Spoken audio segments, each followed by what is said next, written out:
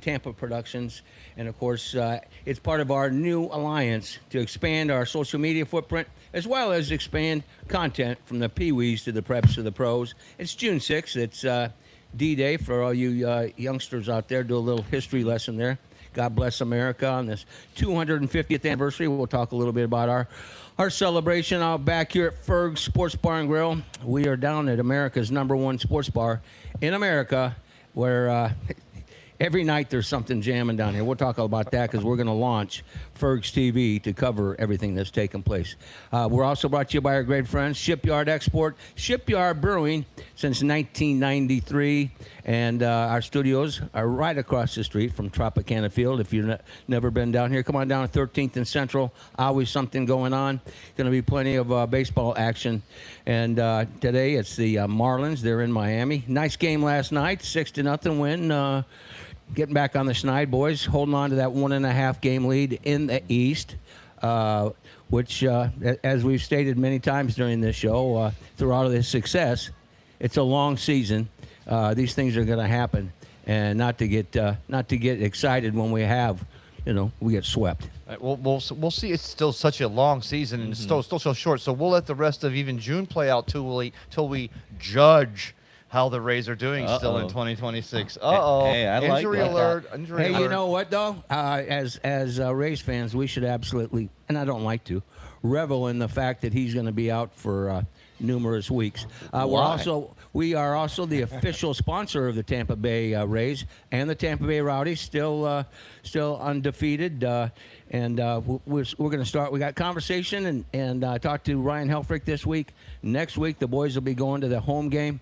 We'll get you down there as well, Joe, and cover a little Rowdies soccer. Here's the show today. By the way, in the house, we got to give him a little love here this morning because of what he just did. Christian Sanchez, the Empanada Man. We're going to do a real test. I mean, I did sample some last Saturday. Yeah. Well, he walked in. I have to have him on. 2 minutes late, but with a good reason. Yeah, So, That's a damn good reason. We love you, brother. He's got the empanada stand right underneath the globe out front on the corner of 13th and Central, and we'll talk to him about World Cup. He's the guy promoting everything down here. We've got a World Cup game today. we got preview. a friendly game. Yeah, U.S. versus Germany. That should be a good way for us to tell how they're going to be looking on the first round. And that's playing today? Yeah, 2:30. We're going to be showing it On out D-Day. back, big screen. We're so- playing the Germans? Yes. Wow. Oh, yeah. yeah. Let's shove it to them. Glad he saw that. There we Ben's go. on board again. Now we're Good getting matchup. Ben. Yeah. My history juices are flowing. Well, Yeah. I know Joe's dad absolutely is a history buff. He's probably digging that as a former Marine. And good play on this game there. I don't know if they did that intentionally, but if they did, bravo. I hope we have a nice flyover, a couple jets, some, armed Scare guards. the hell out of those krauts. Well, You're damn right. And let's go ahead. I'm German. Well, there's games all day, right? And there's games all day because this is a tune-up to the World Cup, which starts again on June 11th, and that's this week. No. Christian said friendly. There's Friendly. no friendly in No, sports. no. There's a friendly tune-up. tonight in Tampa, England versus New Zealand at Raymond James. They're having But hard- I mean, They're having a no hard. one cares about the Brits. Let's be real. They're having a hard time selling tickets to that, I believe. That's terrible. I mean, there's Premier League players. England has a solid squad. yeah. New Zealand's not an easy team. So Well, if they pulled some of those boys from their rugby teams, they'd be really tough to play. In fact, they are amazing. The New Zealand Blacks. We'll talk about that one time down the road as well. I'm Mike Rickard. Baseball Ben Botham in the house. Nick Cowan will make an appearance a little bit later on. Ray Kennedy, good to see him back on his feet. Nick Cowan. And then, of course, as I said, Christian Sanchez is in the house after him. Alex Reba is where you wanted to be, Joe. He's down at the Marlins and the Rays, and he'll give us a live report from Miami. And then we blew him off last week. And now that the Stanley Cup is tied at 1 game apiece, certainly need to talk to Wyatt Ross. Did you watch any of that game the other night? I actually tuned in right when I got home. It was overtime and saw the blast from the Hurricanes to tie the series at 1. You know, all these games, and I don't like the fact that the NBA is down 2-0. I want to see him go 7 games. And it's earth-shattering news for our little team. Ben Botham actually watched an NBA game last Yeah. night. I certainly did. I The watched. man that hates the NBA more than Yeah. anybody on the planet. I caught the end of the first half and all of the second half of the basketball competition. It was lovely. The man was sporting of competition. I over got there. to see. Was it friendly? I mean, one guy got in another guy's face, and they were like, "Hey, Buster, I don't like what you're doing." Oh, I'm sure. And I'm sure they said Buster. It was just, I don't know. I'm not a big basketball guy, but it seemed like Victor Wembanyama didn't really turn it on until the fourth quarter. And even then, it just really wasn't enough. He missed a shot that he should have made to win the game there. Almost went into overtime. The bottom line was 17 turnovers is the bottom line. Yeah, but the Spurs, they controlled the whole fourth quarter of the game. It was actually kind of It cool to was see one them. hell of a game. I was rooting for them because they got the nuns on their side. Oh, They're out there you there go, blessing there you Victor go. There it Wembanyama. is. I That's why I tuned in. I wonder who the Pope would go for in this, because Their White Sox Spurs- colors. The Spurs have the White Sox colors, yeah. Yeah. You got Chicago-New York rivalry thing, but what New York is doing though, hey Joe, what New York is doing, undefeated the way they've been doing this is a historical run, and suddenly Check this out. This is what it's like in New York City. We need the National Guard. This is an insert, which is thicker than the Tampa Bay Times on a Wednesday or Ouch. Sunday. An insert on the Knicks. It's been 59 years since they had a championship. And this thing is packed, and it's an indication of the excitement in New York City. And I think it's the Knicks in 6 now. And I was kind of pulling for the Spurs. I mean, the Knicks haven't lost since the first round. It's unbelievable. it's absurd. And they were down 2 games to the lowly Atlanta Hawks. Yeah. suddenly the Atlanta Hawks were the second best team in the entire Eastern Yeah, Conference. But you're like, but I didn't see that good coming. point. Is Dawkins back? Yeah, I mean, all I'm saying, New York's going to be an absolute A zoo. battleground. Are you kidding me?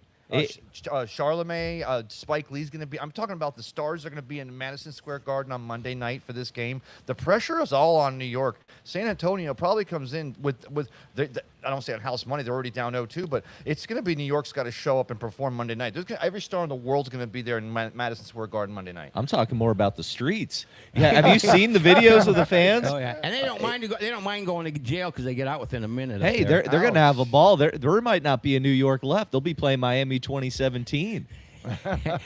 Anyway, in the second hour, we're going to have the Jesuit Tiger baseball, a few representatives from their team come on down and talk about their state championship and their core of superb athletes. You're going to see a couple Jesuit Tigers drafted here pretty shortly in the MLB draft for certain, even though they're committed to Appalachian State as well as Florida State. But you'll see two of their arms get drafted, I'm certain. Then, which I thought would be a treat, I was looking at my Facebook, and I realized that a young man who was down here pitching in Bradenton for the Pittsburgh Pirates organization after he left the University of Iowa, Drew Irvine, is now a pitcher for the Clowns. Oh yeah, the Clowns, the banana ball. Are the Clowns kind of like the Nationals to the Harlem Globetrotters? No, that was more like the Party Animals back when the Bananas first started. Yeah. The Party Animals were kind of like the team they would beat up on a little bit, but they were still competitive. It never felt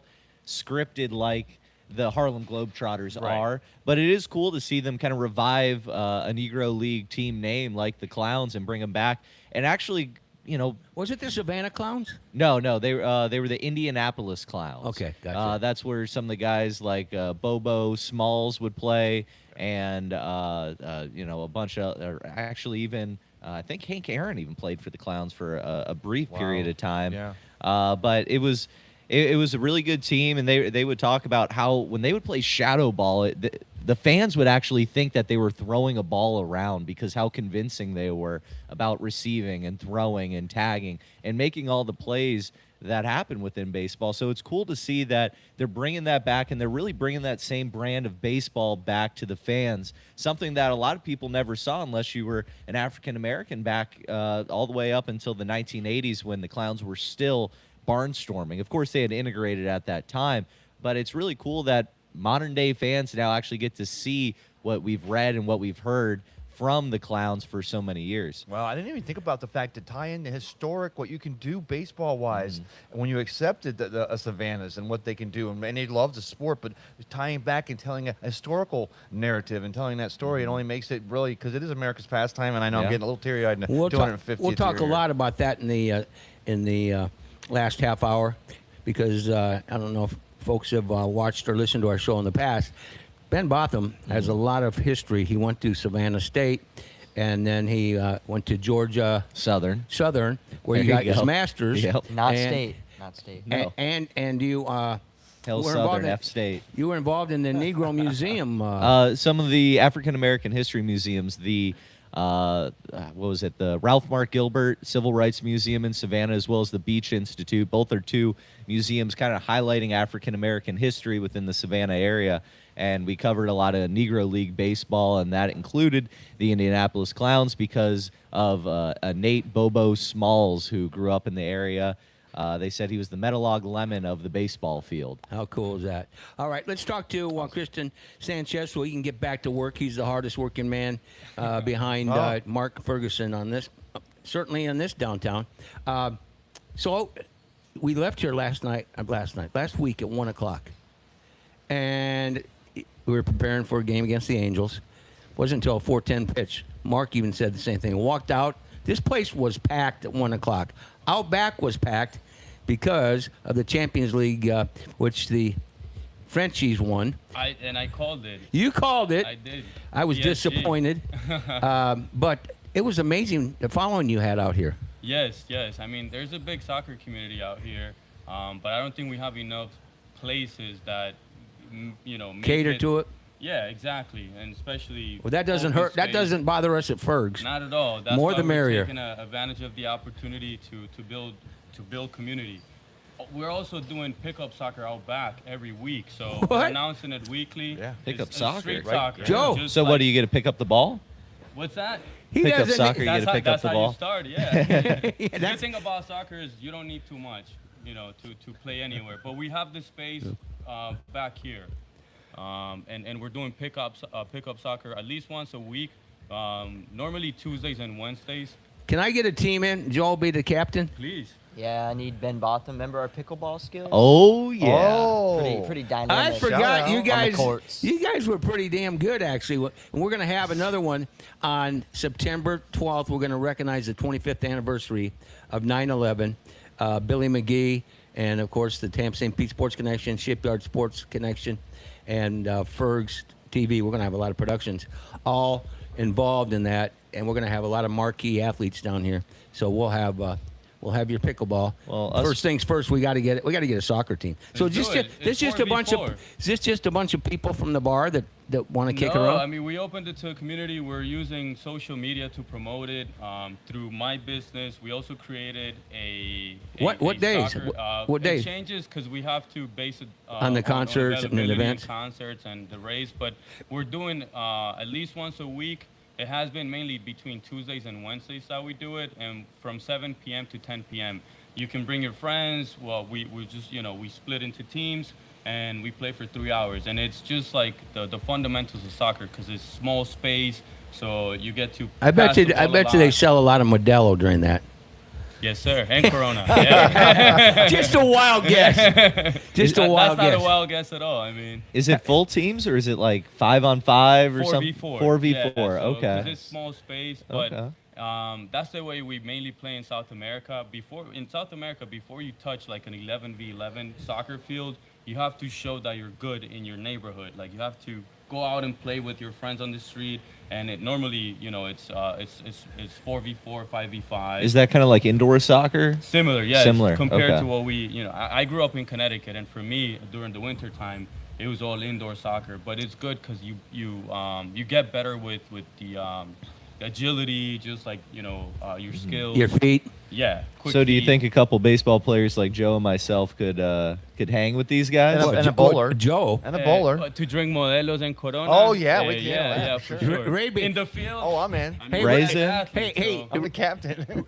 Yeah, he's the captain. Ray volunteered if I opened up a tab on on Monday for the Red Sox and the Rays. Can I get in on that? You're Well, in down listen. there. This is before I knew who was involved. It was all high school kids. Well, that was my And I dad. said, I replied to him, Ray, you're the only one that drinks. And I said, well, then what did I say? It's a Legally. bad. Then it's a bad idea. Probably a You're bad right. idea. It's a bad idea. Only one that legally drinks. Yeah. But I want to go back to this. I'm assuming as we play out in the back where the pickleball court is, that's the soccer court. Right. You have stands already set up there. I'm assuming it's shoes are optional on this because it's such an indoor, like it feels like an indoor thing right there, right? Yeah, you can use sneakers or just like indoor shoes. But yeah, Spike- no put the cleats. Get dogs those away, rubber Mike. spikes for anybody who's Oh, barefoot. Well, you got the Everyone golf will be shoes. Flying. No. You got to keep the dogs away. Looking for Stomp. advantage. Keep 'em We covered. need an Stomping advantage. on their toes. That would not be fun. Anyway, so U.S. and Germany, 2:00 today. Right.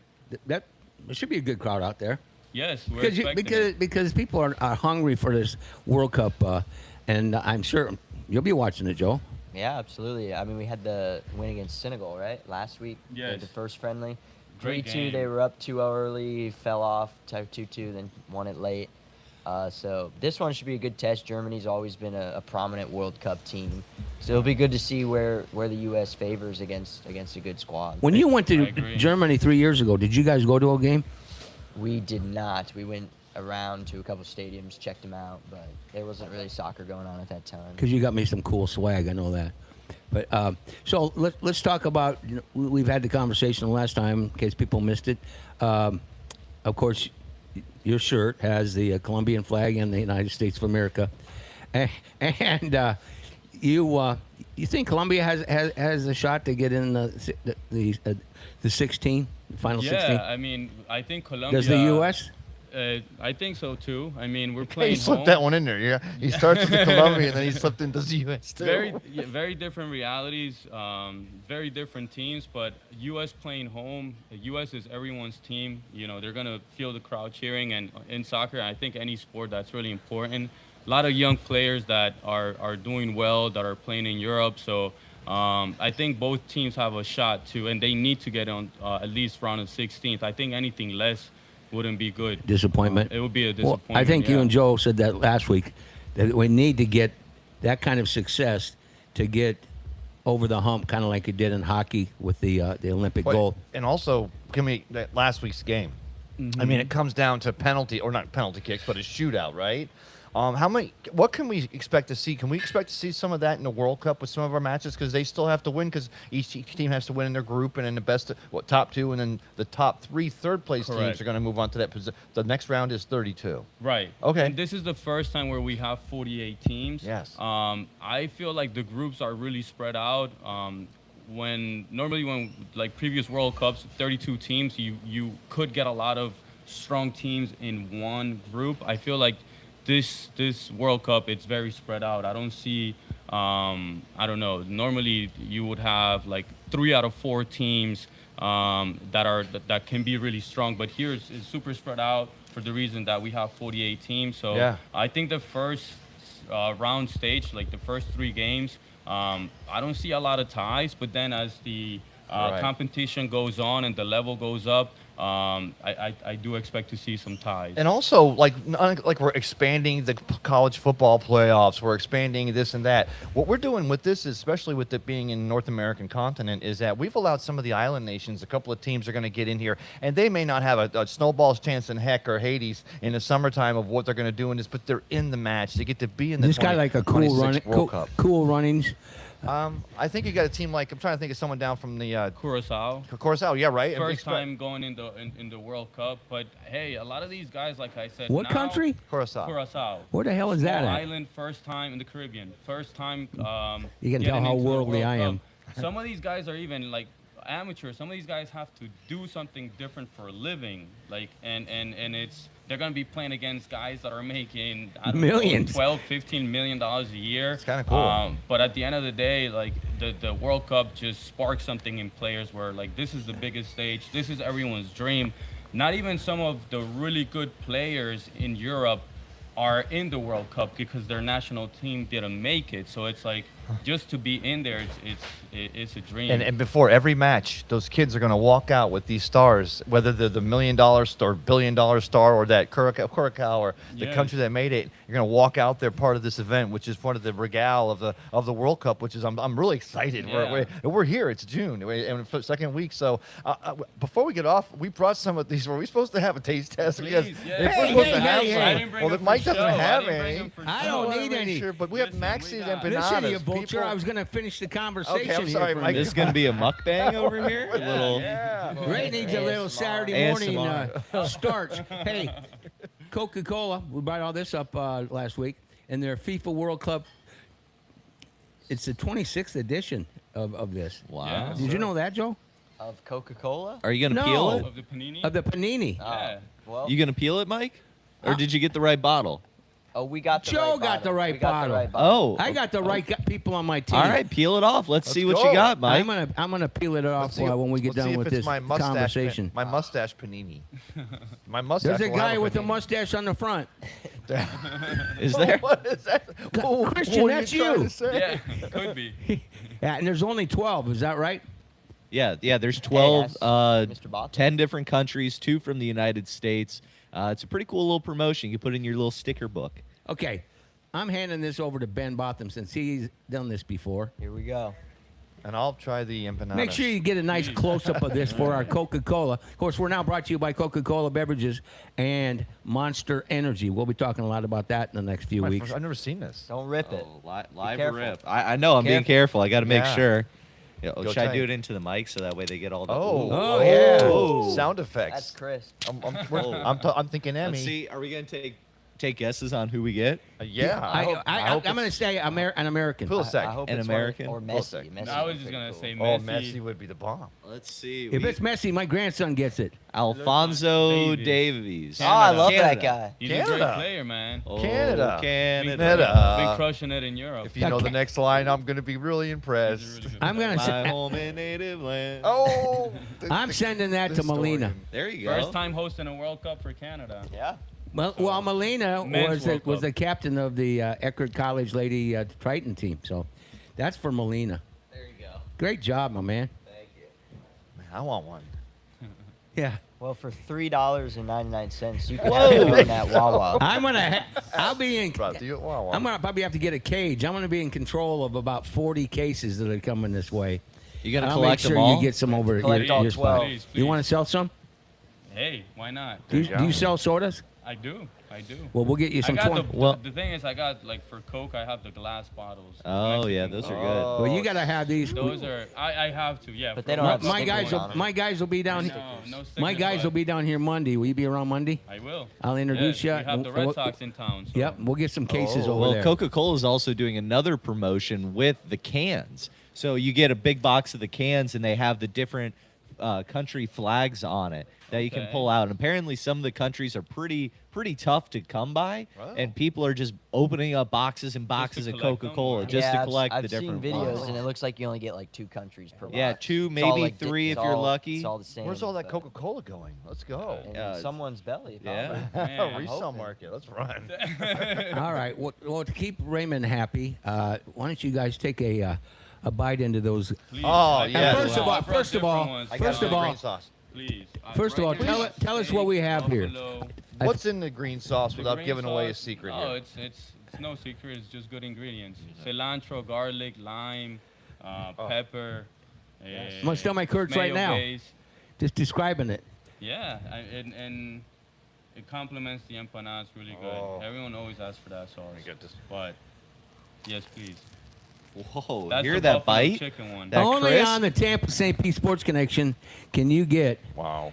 Oh, a my quality Maybe we'll try the empanada, buffalo one. Oh my god. all natural, Not for breakfast. That's the greatest thing I've ever had. all natural, right? Yes, 100% corn based, so gluten free. My grandma's recipe, so I might be a little biased, but I think they're the best. Well, that's typically the best food is a family generational recipe. That's right. Whether you are in business doing it or you're serving it to your family. Why don't you give everybody the hours that they can come down and enjoy these, and of course every game day, right? We're open Monday, every game Tuesday- day. Monday, We'll be Tuesday, op- Wednesday this week. I'll be working 7 days, so come see me. But normally Wednesday through Sunday, 5 to midnight. So Saturday and Sunday With we those open at ingredients, noon. you'd have to come back into Ferg's and throw down a couple coldies, wouldn't you, Hey, Ben? a midnight empanada? Are you kidding me? I'd be over That's here. the I'd sling best a couple time. more. That's Yeah. the number one time. That'll bring you Oh. back to life for a few more beers, and then you come see me again after. Hey, Yeah. that's why we went over the ratio last week. You got to figure out how many empanadas He to said beers 3. you can do. Share 3. it with the crew. Three- please. Three God. beers. I got a sweet one, Tristan. guava cheese. If anyone likes. Oh sweet, I yeah, got that the old man shredded- gets the sweet one. the shredded steak one. Mike, have you ever had guava? Guava. Yeah. I quit drinking. Okay. there we go. Right. Guava, I didn't even know her. I quit drinking, man.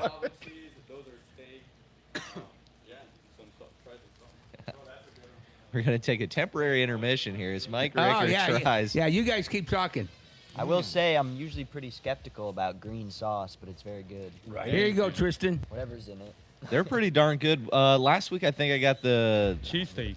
cheese. No, was it the cheese steak? I got the cheesesteak. It You was got really the good. cheese I steak. got I got cheesesteaks, the too. Buffalo chicken. No, not the buffalo. I think it had some peppers in it. Oh, the steak one. Yeah, the steak. Yeah. That one was Oh. darn So we use good. flank steak for that. We marinate our meats.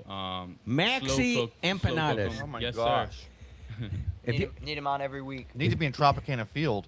I mean, they need to make it smart. They're across the street, literally, from the best empanadas in all of Tampa Bay. I've been trying to have those conversations. So They should if be- it- they should be coming If the to right you. person hears this, please talk to Yes, me. sir. hey, It'll be a pleasure. speaking of Tampa Bay Rays, where did you get that hat? That's one of the coolest One of my hats. customers. So Joe, you gotta this is find the me that hat. Columbia- I'll try to get you one, but this is the Colombian edition. They do it once a year. Really?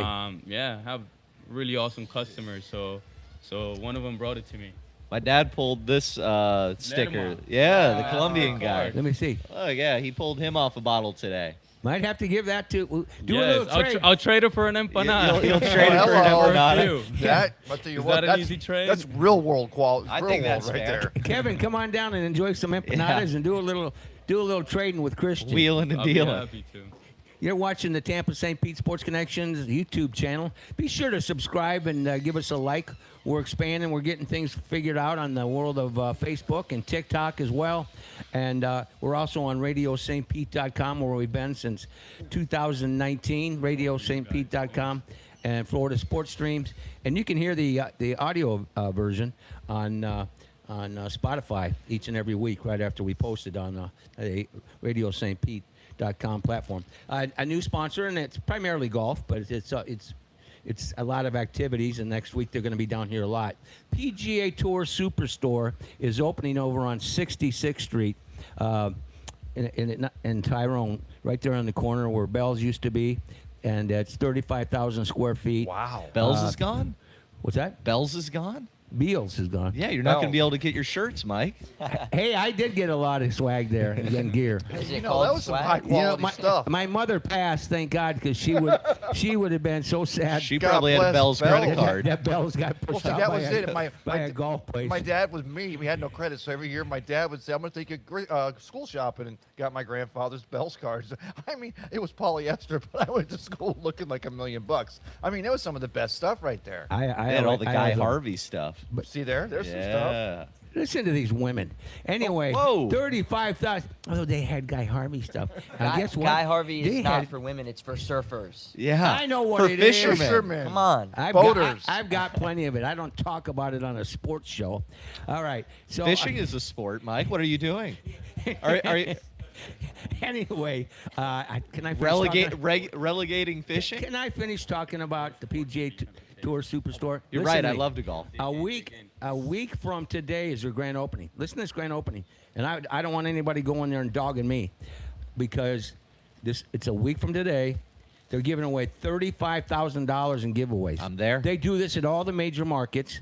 Guys camp out. In fact, Teddy Bruschi, my right-hand man on the tee, Florida, he got an opportunity to go in on Monday night. I was invited, and I was feeling low under the weather. So he went in by himself. He was like a kid in a candy store. He's got a bunch of gift certificates for us to give away, wink, wink, or maybe use. But next Saturday, people camp out.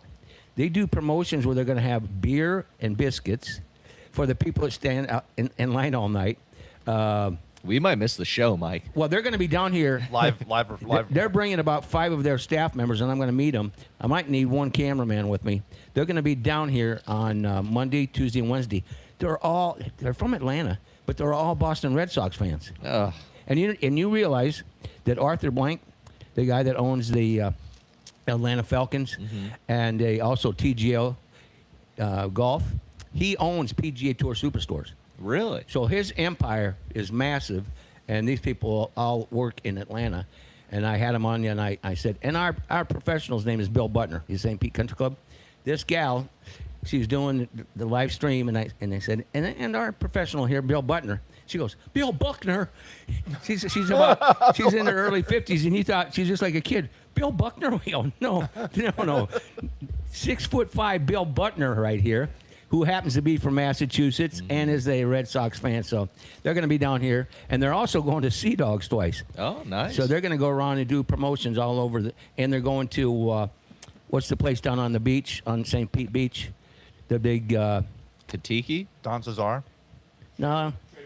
Trade Winds. Thank you very much. That's our producer, of course, Adam Fernandez, that keeps me in line. Yeah, they're going to be down there as well. So they're doing a lot of feet on the ground, but they picked our spots, knowing that where we broadcast our shows is where there's high profile for people to come down. You a golfer there, Columbia? No, I'm not. You don't No, have no, the time. No. You got a family. You got four I got locations empanadas to now. sell. Don't yes, stop. Yes, sir. How many hours a week do you work?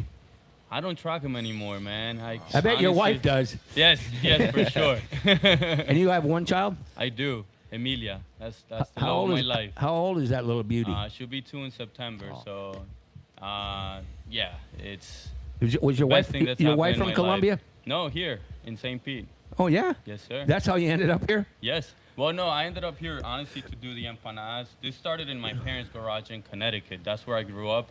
And during the pandemic, my dad lost his job. I was working for a tech company at the time, and I was working remote. So I wonder why you're the smartest empanada guy I've ever met in my life.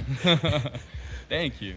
But no, we'll find out. I mean, there's a long way to go. But yeah, we started in my parents' garage and during the pandemic, and then decided that we were tired of the cold, so we moved to Florida. Good choice. To do it in a place where we just felt a little better, and Oh, been a great decision so You, far. you can so. sell some empanadas on a golf course, I feel like. You can sell You know, empanadas the- anywhere. That would Yes. be no, but that'd be perfect. Imagine that you just got it. You The could golf you cart, yeah. carry it driving around with you. You got the shakes from the night I mean, before. when you guys go play, invite me. I'll Get come. ready And to- we'll All right. test that out. Get Let's ready do to it. tee Yeah. off at 7:30 on a Sunday morning, and you're out till 3. so hungover. Give Yes, me well, four if you of have those the shakes, empanadas. This You will got bring that. you back to life. No, Sure. imagine the cart girl. Instead of just having some protein bars and a crappy Gatorade, you could get an empanada and a nice cold beer. I That's can it. I can hook you up with some I golf mean- courses.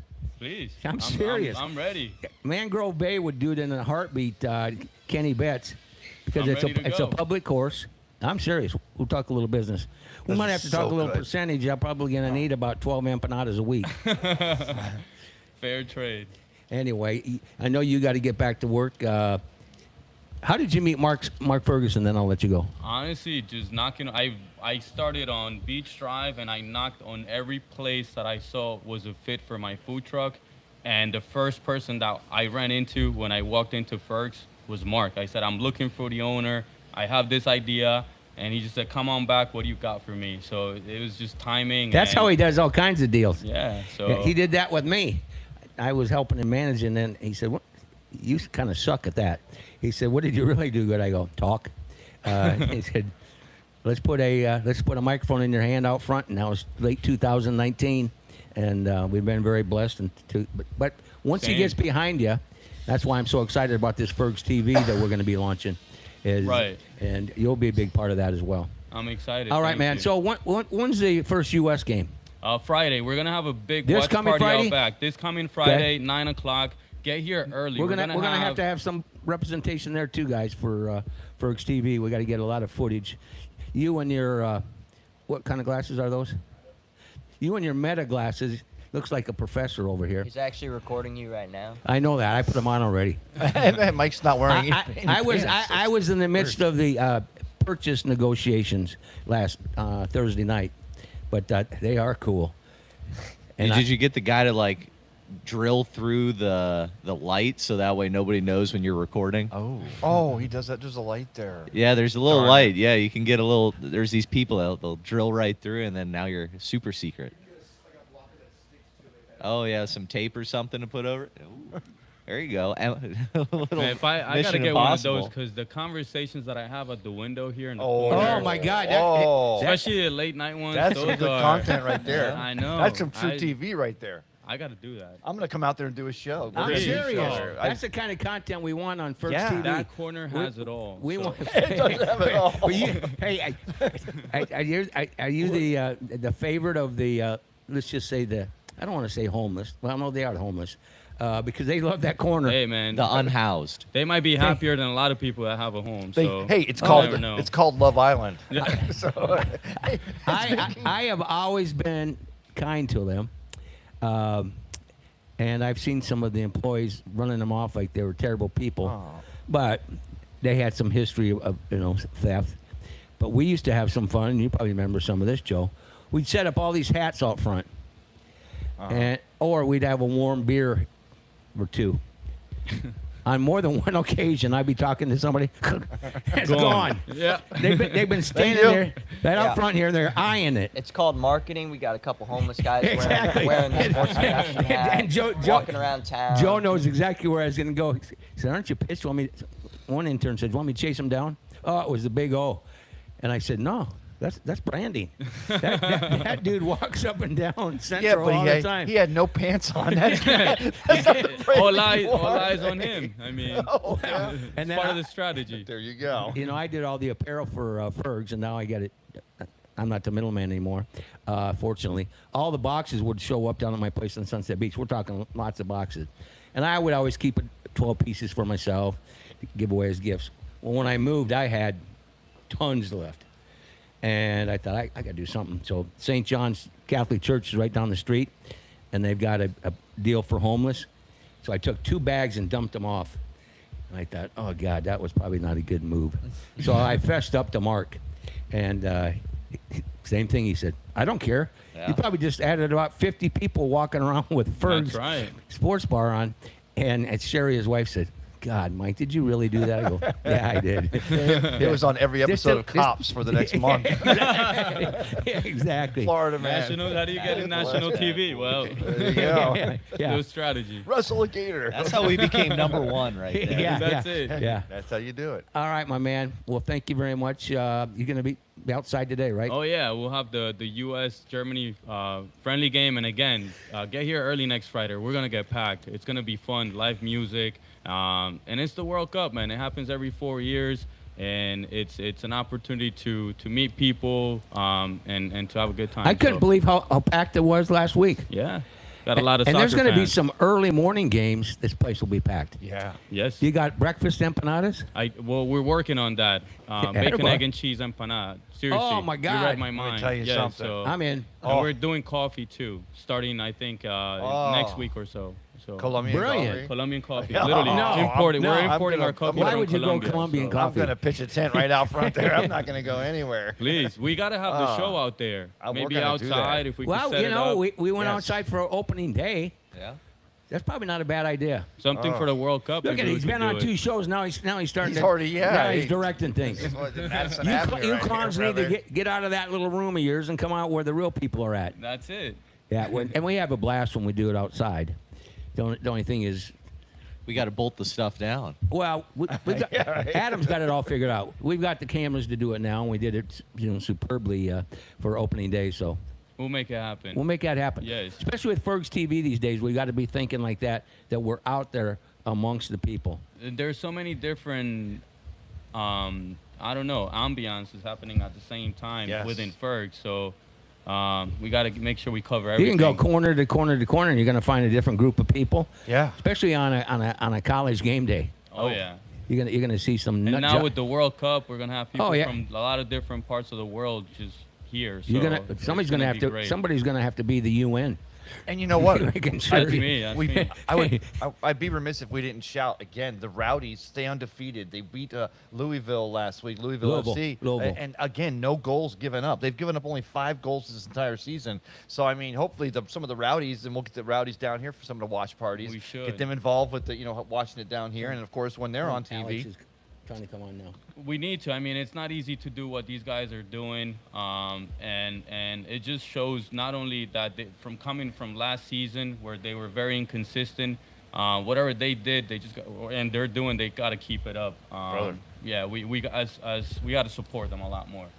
Well, my friend, I certainly appreciate you taking time to feed us, educate us, and take over our company from a planning perspective during you guys. the It's always a World Cup. pleasure. Yep, he's Christian Sanchez, and he does a superb job out here with his empanada stand, and it's right underneath the globe, The on world 13th famous. Street. The world famous globe right underneath. God was looking out for you. Always. I mean, you got that globe there, and we go to America's #1 sports bar, America's #1 empanada stand. I don't know how, but I got lucky. I got blessed. Yes, Yeah, sir. we all did. All right, my man. Have Thank a you, great weekend, and we'll talk to you next week. Well, we'll be talking before then. For sure. Oh yeah. Have a good one, guys. And find me one of those hats. I don't care what it costs. I will. I got you. Hopefully for next week. That'd be great. Nobody would know that that's the Colombian hat either. I'll tell them I used to be in some business in Colombia. The Rays are doing actually some really cool giveaways coming up this week, Mike. Or not this week, but this month. So there's some actually really cool ones. There is the Toy Story 5 jersey that they're doing. It's a purple it's a purple and baby blue jersey. That's actually really cool. That's coming out June 28th. And then Toy Story. Toy Story, yeah. That's your era growing up, I guess. Oh, yeah. I mean, I don't know if we needed 5 Toy Stories, though, I will say. Hey, at the box office, they must have. Give us a couple more, and then we got Alex Reba down in Miami. June 28th is the Toy Story one. Okay. June 9th is the Irish Heritage Soccer jersey. There you go. I like that one. Then the Juneteenth jersey on the 19th. That one's actually really cool. It's a black and gray jersey with kind of like some crossing going on. It's really neat with the City Connect Rays emblem on it. And on the 20th, you have a jersey jacket for the first 10,000 fans. And then on the 27th, Chandler Simpson bobblehead for the first 10,000 fans. So some really cool giveaways coming up. And I got to be there for the Toy Story one. That one's going to be pretty cool. It's a sweet purple jersey. All right. Well, let's talk a little Rays right now. He's down in Miami. He's our roving reporter, and I'm sure you stayed up late last night watching a little NBA from San Antonio. And he is our own Alex Reba. What's going on, young man? Hey, Mike. Good to see you. How's everybody doing? We're doing superb. We just had. Have you ever had one of the empanadas right here on the corner? I have a couple times. Very good. Yeah, we just had Christian Sanchez. He's been on the last 2 weeks, and he's our World Cup guy. I figured you living in the neighborhood, you probably have partaken. So a nice win last night. Last night's game 6-0. Yeah, I mean, they needed that win. This team has been on the struggle bus for the last 2 weeks. Started in Baltimore, kind of started in the Bronx, but we got lucky with one of those games getting rained out. And then that Tigers series was an absolute catastrophe, pretty much every way you look at it. So I think this is a good get-right series for the Rays. The pitching line's up, 3 best guys kind of you'd ask for, at least in the first 2 games with Rasmussen and Shane. Shane's been our most reliable guy throughout the season, and I'd say Drew's probably the second most reliable, and he was phenomenal last night. I mean, I think he allowed 1 hit. He was 7 strong, I think 9 strikeouts. Pretty much everything you'd ask for from your ace, and I hope we see the same today. Yeah, it was nice to see Drew bounce back because he got lit up against the Angels in that 14-3 loss. Martinez also got lit up against the Tigers, so hopefully it's like a trend. These guys will have their game where they don't pitch good, and then they come back and pitch very well. Yeah, that's to be expected. It's a 162-game season. You're not going to have a sub-2 ERA like Nick Martinez did forever. It's pretty remarkable. He made it 12 starts without allowing more than 2 runs. So he was bound for some aggression. You just fear that, like we've seen with Mats, there has been a pretty clear return to well, the worst version of Steven Matz, at least over the past few starts, and it's going to be a big question mark moving forward. I'm nervous about that start in Boston because I saw lefties on the Boston team or excuse me, the Boston lineup very heavy with right-handed hitters. They are the second best in baseball against left-handed pitchers, and with the way Matz has been lacking command, that could be a really early outing for him as well if he doesn't kind of tighten up his pitches and figure out his early form again. Yeah, Matz has been struggling since he came back from the injury, but his first month was really good. I'm not as concerned just how bad the Red Sox have played at home this season, so hopefully the Rays can counteract with that point. There's some signs of life in that Red Sox offense that I'm not going to keep him down. I haven't looked at who's slated to pitch as well. If we're going to have to go up against, I think Tolley we might avoid him. I know he's one of their youngest arms, Peyton Tolley, who's been very successful in the early going since being called up. Ranger Suarez has been kind of a mixed bag for the Red Sox when he's been on the mound. Thankfully, we're obviously missing Garrett Crochet because he's still out of the lineup for the Red Sox. And then, yeah, their offense has been kind of struggling throughout the season. I think guys like Caleb Durbin have started to show some signs of life at the plate recently. Wilson Contreras is still going to hit. Roman Anthony still has his nagging injury, so you avoid him. There's some guys, though, we still need to be cautious with. I mean, we would have said the same thing about the Tigers coming into that series, that was a good series to get back against one of the worst offenses in baseball, and then they lit us up for 3 straight games. So you can't really discount any matchups, but, it starts with Miami this weekend, and we got a great pitching matchup again today. Ben, you got anything there? Baseball Ben Botham? Yeah, well, hopefully we're getting out of a June swoon, a little early June swoon, because the Tigers, it didn't go so well, but we're playing the Marlins now. We beat them before, we're going to beat them again. So I think that we're going to bounce back, and now we see with the Yankees. The Yankees, they lost Judge. Hopefully that kind of helps us a little bit, even though I don't think Judge was that big of a factor, considering he's going to be breaking 200 strikeouts this year and completely overrated player. But no big deal whatsoever. How do you just slide that in? Completely overrated player. I see him shaking his head. So He's just, is this Stephen A. Smith you got on the show? Just trying to throw no, out it's things just out here? it's just what is this? baseball. It's baseball. You can't Yeah, strike out 200 times in a season and expect $100 million. That you're a buffoon if you think that that's allowed.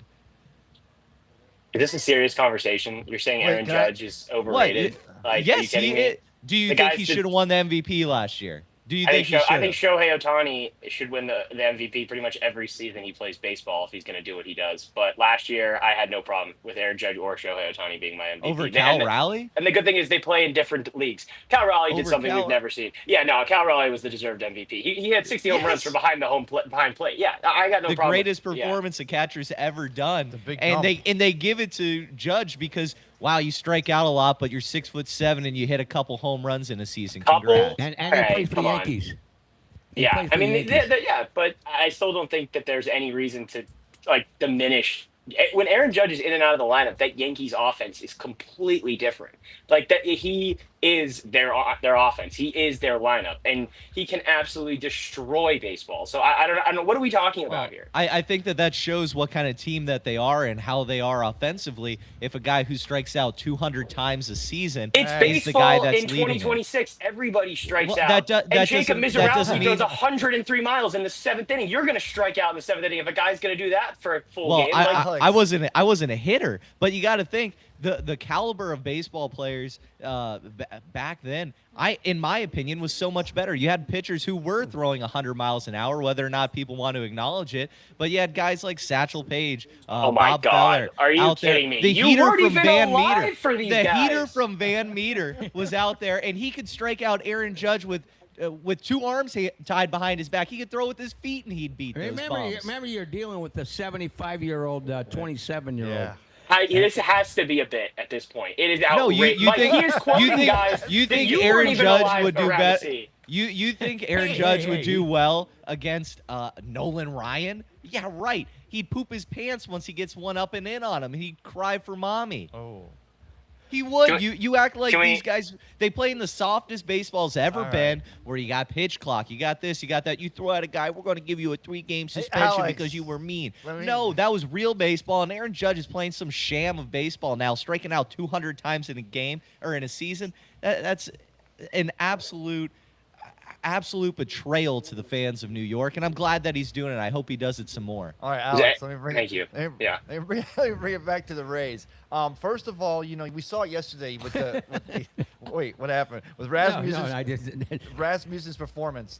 We saw that the Rays, when they got that pitching performance again, and someone didn't go early and often on the Rays like the Detroit Tigers did. I think they're still hitting bombs.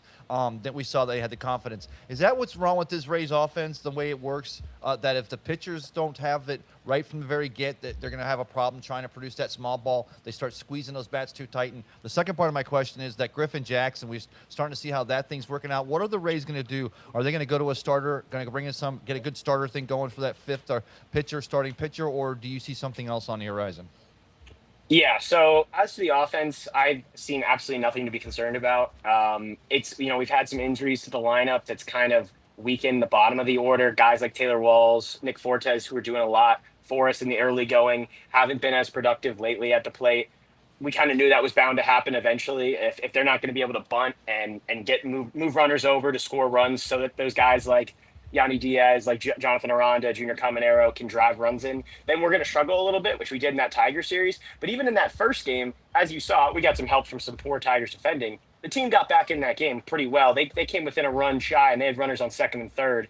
I think Yanni or somebody big was up at the plate, too, when we couldn't get those runs driven in. But at the end of the day, that's not going to be the concern. The concern is the pitching. And I think most teams are struggling with bullpen, and there's not a lot of bullpen help on the market right now. If you want to go out and make a trade, you're going to have to pay a high premium for guys that may not be able to make that big of an impact come September, come October. So the starting pitching, I think, will be the richest trade market for the Rays to kind of go into. We've already heard talks like, are they going to try to go all out for Tarek Skubal for a rental, because they've already shown a willingness to try to get Shohei Ohtani in the past for a 6-month rental. I think the price is going to be too high. I've seen recently people were trying to add Sandy Alcantara to the Rays, who we're actually going to see tomorrow. He's obviously a vet, an innings eater. He can go over 200 innings in a season. I just don't know necessarily what the Rays are going to look for. We know if Eric Neander sees this team as a contender, he's going to go out and make a trade to strengthen our odds of getting into the deep postseason run. But the bullpen's just got to be better. The guys outside of Brian Baker and Kevin Kelly, pretty much the only two reliable guys we've had all season. We've had guys at the injury list. I mean, Craig Kimbrell pitched a single inning and then went straight on the IL. So we got to just find some consistency in the back end of the bullpen. I know Cam Boozer's back up there. Cole Sulcer's back off the IL. I liked what he was doing earlier in the year. So hopefully we see some positive innings from them in this series. Then when we get against some really strong lineups later in the year, hopefully we have a little bit more confidence.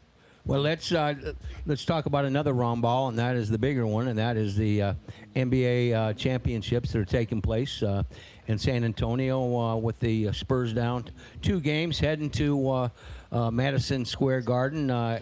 Your analysis of the first 2 games of what promises to be, hopefully they go 7 games. A very good, but I don't see it. I see the Knicks see in 7 6. games. I see Knicks in 6. 6. I mean, that Knicks seems 4. likely. Yeah, I mean, right now, I'm not betting against this New York Knicks team. I did it enough when my Cavs were playing them, and that game 1, they just have this energy. Like, if the Spurs can go into MSG with the way these Knicks fans are fired up, with the way that crowd is going to be, I mean, the most expensive ticket for an NBA Finals in history. I saw somebody was comparing Zillow listings in Iowa or Nebraska that were comparable to the ticket prices that you are getting inside of MSG for Game 3, Game 4, and a potential Game 6. The cheapest ticket, nosebleed, is $9,000. Mhm. That's nosebleed. You could buy a used car. Would you rather live in Iowa or go to an NBA? Live in Iowa. Live in Iowa. Ben could have fed a million pigeons. Well, I actually did watch some of the game Listen to last this, night. Alex. He actually watched an NBA game. I know. It was crazy. I watched. What bad thing does he have to say? Let's go. No, I I don't have anything bad to say. I did notice that Wembanyama, he wasn't really putting out for a majority of the game, and it seems like based off of what they were talking about, O'Neal and Barkley, they were talking about him not really putting out a lot. It seemed like he turned it on a little bit in the 4th quarter of the game and kind of brought it back, but he missed that game-tying or game-winning shot. I couldn't tell if it was a 3 or not to win it. But do you think that he's going to need to kind of bring it back to win this series for them, or is he going to need another blessing from the Nuns there? Oh. I think in this series, it comes down to depth, and that is on the side of the Knicks. They just have so many role players who have elevated their game. A guy like Landry Shamet, who's veterans, 100%, 100%. This is experience versus youth, and the experienced team is the more rested team coming into this series because the Knicks have not lost since it feels like Christmas. Okay, they have won 12 consecutive NBA playoff games, which is unheard of given the fact that they were in the conference finals, the Eastern Conference semifinals, and all the way back to that Hawks series where it looked like they may be on the ropes. They were down 2 games against the freaking Hawks. I know, and I think that adversity actually plays a big factor into them being battle tested, into them saying, guys, we need to adjust the way we play, and everybody's got to play their role. If you're Jose Alvarado, if you're Landry Shamet, you may not get more than 5 minutes a game, but if the ball's going to get in your hand and they're going to leave you open, we got to make them pay. That's what a guy like Josh Hart does so well. Oh, okay. I'm thrilled to see how well this Knicks team has played, and I don't like the Knicks. They destroyed my Cavs. I have no love lost for them, but they're just playing fun to watch basketball. They're sharing the ball well. Karl Anthony Towns, a guy whose defense has been such a question mark, a liability in the past, he's played phenomenal against Wemby, who's one of the most unguardable players in NBA history. I mean, the guy is 7'4", can shoot a step back 3 and handle the ball. I don't know what you do defensively to slow him down, but they've done so well. Guys like Mitchell Robinson, he was going to be a question mark coming into this series. I just have a ton of credit to them. And then we haven't said his name yet, but Jalen Brunson, that guy is so experienced, so smart. You have absolutely no fear about him having the ball. So calm. Just so smart. So like, there aren't enough good things to say about Jalen Brunson because he is just everything you'd want from a superstar. He's a great guy off the court. He's a great guy to listen to in post-game conferences. He's funny. He plays with his heart on his sleeve. He flops around a little bit, but so does everyone. You know, like that is at the end of the day, that's what we're in for in the modern NBA. And I hate it just as much as you do, Ben. But like, I think you asked about Victor Wembanyama. I know you mentioned Victor Wembanyama. I think this is the series where you're going to have to get the Spurs because this team's only going to get older. This team's only going to get better. We're talking about 22-year-olds. Harper Jr. Harper Jr. was 19 3 months ago. Okay, like this guy should be in sophomore year of college, but he is on an NBA stage playing huge minutes, and he's played phenomenal for them down the stretch. So I give the Spurs a lot of credit. I think the Spurs are not going to get swept because I just think they're too talented. They have too much heart. I think Victor Wembanyama is too big of a competitor to let that happen. But that being said, it is such a tall task to go into MSG and win a basketball game, even when you have a 20-point lead with 8 minutes left. Ask the Cleveland Cavaliers about it. So ultimately, I don't see any way back for the Spurs. You know what, Alex? 17 turnovers at home. If you take that same type of play to MSG, it's going to be a blowout, and it'll be a sweep. But look how close it was. It was close all the way up until the end, even with 17 turnovers. I'll ask Alex this: in MSG on Monday night, they're going to start pulling those whistles. They're going to start blowing those whistles. They got away with the Knicks got away with a lot of hand hitting on a lot of that defense. Now that they're at MSG, you're going to find the officials. That's the way they do. They call these games the way they call them. I think you're going to find them calling those fouls now, which will give those Spurs a chance, and it's going to even rile up that crowd even more, right? Alex, you feel that way too? I completely agree. I think that's going to be a key factor. I think you always have to factor in the refs whenever a series goes down 2-0, and Scott, the extender Foster, gets involved if he's making calls that kind of seem a little bit 50-50 but skewed. Yeah. But ultimately, I think you said the shooting is going to be the most important thing, and you can't get shots up if you're turning the ball over. And you looked at that first half of Game 1. Champagnie had 4 threes. I think he had 5 threes going into halftime, 5 of 6. That's a role player that stepped up when they needed him to. And we just didn't see that as much in the second half of Game 1. And in Game 2, Victor Wembanyama, again, they've played such great defense against him. So I think you're going to have to continue to see the role players for the Spurs step up. You're going to have to see them take care of the ball. Stephen Castle, they obviously want him to be the guy who's got the ball, keep it out of De'Aaron Fox's hands, because while he's a great player, he's young, he turns the ball over, he tries to make too much happen right now. Correct. He's fast as hell. Hey, we got to get rolling because we got to talk Wyatt Ross, a little Stanley Cup, and then we got the Jesuit Tiger baseball representation in the house. The state champions are in the green room, as they say. Are those the beer mugs, the beer bats? Yep, we got Rays and Marlins ready for the series. Oh my, there you go, my man. Love that. All right, nice, Game 2, nice boys. swag. Thanks, Alex. All right, thanks, guys. Have a safe time down there in Miami. He's Alex Reba. They don't get any better than him, fellas. Well, with the exception when we switch gears to the great sport of hockey. And he's our own Wyatt Ross, brought to you by our good friends at Body Armor Coca-Cola and Ice Pick Vodka. Nice. Have yourself a Champa Bay down here. Ice baby. Is that what you're saying? Nice, baby. You proud of me, Mike? I talk basketball. I'm so proud of you. He had a question and everything. Now let's talk a little hockey with You our did main ruin man. Alex's day. What's going on? I Wyatt? love to ruin his day. Doing good. How you guys doing? First of all, hold on.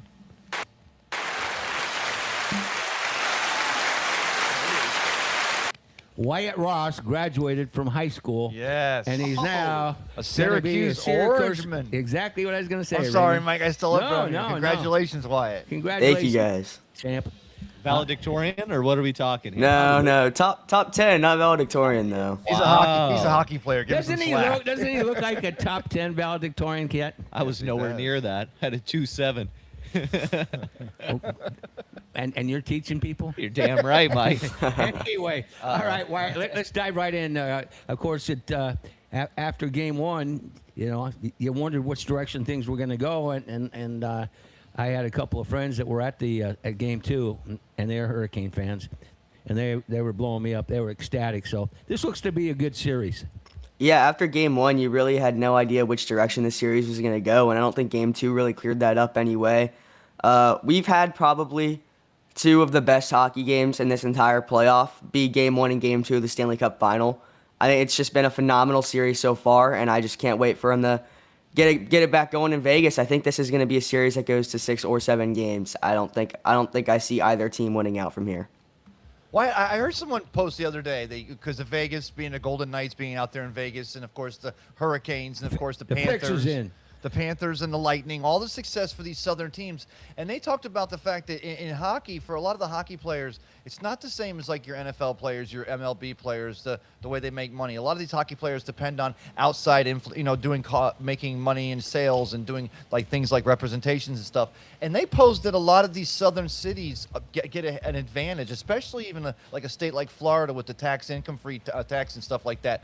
Is that one of the reasons, Wyatt, that you see a lot of these successes for a Hurricanes and for a Panthers and a Lightning? Geographical location, because these hockey players can do their business 365, bring their families to live down south and still play some of the best hockey? 100%, it absolutely makes a difference. Now, that's not to discredit their coaching or their general managers. I think all those teams, no matter where you put them, if you just swap their roster somewhere else and you swapped all those systems, they'd still be very competitive. But when it comes to landing big guys in free agency, like the Lightning did with Jake Gensel a few years ago, and like the Panthers have been able to kind of coerce players to come to them, Claude Giroux, Brad Marchand, I think not only does it have to do with the income-free taxes, which is a huge player in that role, because now they're able to take a lesser cap hit a lot of the time, and they're not hitting the cap as much. They're not getting any cap trouble, even though the Lightning did have that in 2020. But also, I think it has to do with the geographical location just in general, because when you're looking at, say, a player has 2 offers on the table for him, and this isn't to throw any shade, but if you got Winnipeg versus Tampa Bay, where would you rather be living for the next 5 years if you're looking around the same contract price? I think a lot of that has to do with the geographical location as well as the tax income benefits. So I think that's definitely a huge player and why these teams are so good, but I think that they're good for other reasons as well, for sure. Joseph? Yeah, I was going to go back to the Stanley Cup final. I mean, just from a hockey fan's perspective, how good have these first 2 games been entertainment-wise? Yeah, I mean, these have been, like I said, probably the 2 best games of the playoffs so far have been Game 1 and Game 2 of the Stanley Cup final. I don't know if you guys have seen the clip circulating.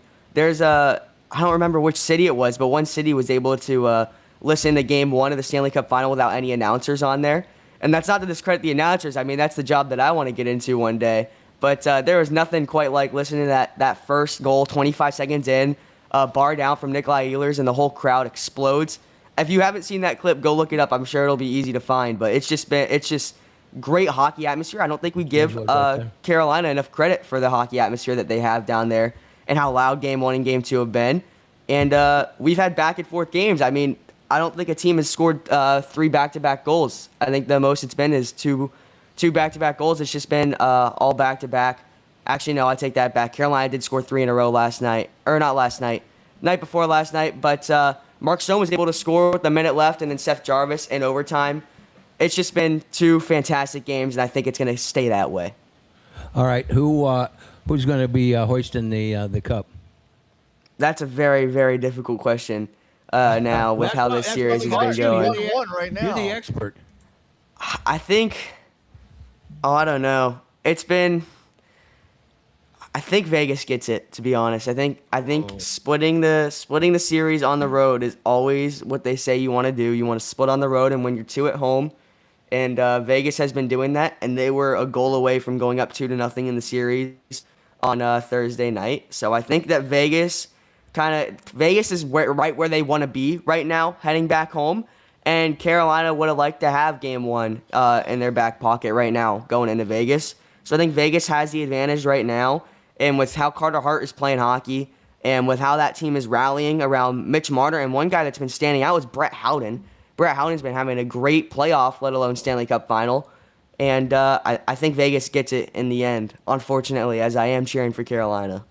So why would you rather, if it's between Rod the Bod Brindamore and John Tortorella at the end there, who would you rather see of those two coaches being the winning coach for the Stanley Cup? Now, who would I rather see? Definitely Rob Brindamore. Definitely. I would rather see everybody on Carolina's team lift the cup before I'd want to see anybody on Vegas lift the cup. But that doesn't mean that's what I think is going to happen. Speaking of coaches, finally and well-deserved, John Cooper getting Coach of the Year. Your perspective right here at home on that, and then we'll let you go. Yeah, I think I've said this before when we were going into the World Cup with World Cup of Hockey and the Olympics. You got to define it these days. World Cup of Hockey. But I think I said it before when we were going into that, and I'll say it again now. We're looking at possibly the best coach of all time, or the greatest coach of all time, not even just in the modern day. And I do believe this is his first Jack Adams Award. It was well deserved this year, and he should have way more under his belt. But when he has turned around Tampa the way he has turned around Tampa, nobody really thought of Tampa Bay as a hockey town 10 years ago. But now if you were to ask somebody just on the street, hey, who would you say is the top 5 hockey towns? Tampa Bay might definitely be in there with all the success they've had, all the blue and white you see walking around Tampa Bay. I mean, I see more Lightning hats than I do Buccaneers hats anymore. And that's a testament to not only ownership, Jeff Vinik, but also to who I believe is the greatest coach in hockey, John Cooper. It's very, very well deserved, just as much as Vasilevsky winning the Vezina was well deserved. I think that he had a great season, and I think that both of them will continue to win these awards. These are not going to be the last time either of these guys win these awards. I'll tell you that right now. Well, once again, congratulations on graduating. Which high school were you at? Cypress Creek High School. Congratulations on your graduation. You're heading to Syracuse on a scholarship, and we look forward to following your career, my man. We'll have you calling in quite a bit. Now we're going to switch gears, and we're going to talk a little high school baseball with the state champion Jesuit Tigers here in our second hour. We've got Kristen Sheffield in the house, Ben Burke, and Samir Mohammed. Is that right? Yes, sir. You get it right? Yes, sir. That's probably the only thing I'm going to get right the next 15, 20 minutes, fellas. But anyway, thanks very much, Wyatt, for joining us. Thank you very much, and as always, go Bolts. Go Bolts. All right, now let's switch gears. As I mentioned, it's our primetime preps, and, of course, Body Armor, Coca-Cola conversation with the high school teams. And I think, was it 3 years ago when you had your last state championship? 2 years ago. Yeah, we had the Coach Menendez and the guys down here out back, and had a great conversation. And just recently we had you guys down, and I think we gave you connection karma. That's why you won. That's what I telling Coach. But thanks very much for coming down, nice and loud into the microphones. Why don't you introduce yourselves, and then I'm going to throw it to baseball Ben Botham. He coaches over at Seminole, and he's our baseball expert. And Raymond Kennedy sitting right to your right. I'm Ben Burke. I am a pitcher and outfielder, and I'm now graduated. I'm Christian Sheffield. I am an infielder and outfielder, and I just graduated. I'm Samir Mohammed. I'm a pitcher and a first baseman, and I'm going into my senior year. Now, I noticed you guys just here a few weeks ago, right? And congratulations, first of all, on graduation, but again on the championship. Thank you. You guys kind of came in here. You were so quiet. You sat in the back there. You know, we knew you were in the house, of course, but you guys have been doing a lot of that going out lately since you won that championship again. Finally, you're getting a lot of that love and still going out and getting some of the accolades and some of the local love for getting that championship. They're going out to the library, studying for college. No, they're not going to the library, but I mean, tell us a little bit about what it's meant to get that championship again. I mean, it's meant the world to us. Just kind of going out on a high note with with these brothers that we've been working with all year and the past 4 years. And just, I think we had a really special group this year, and it was just so much fun to be able to go win it with them. Same. Yeah, definitely. It was a lot. It was a lot more fun this year, especially, winning it all.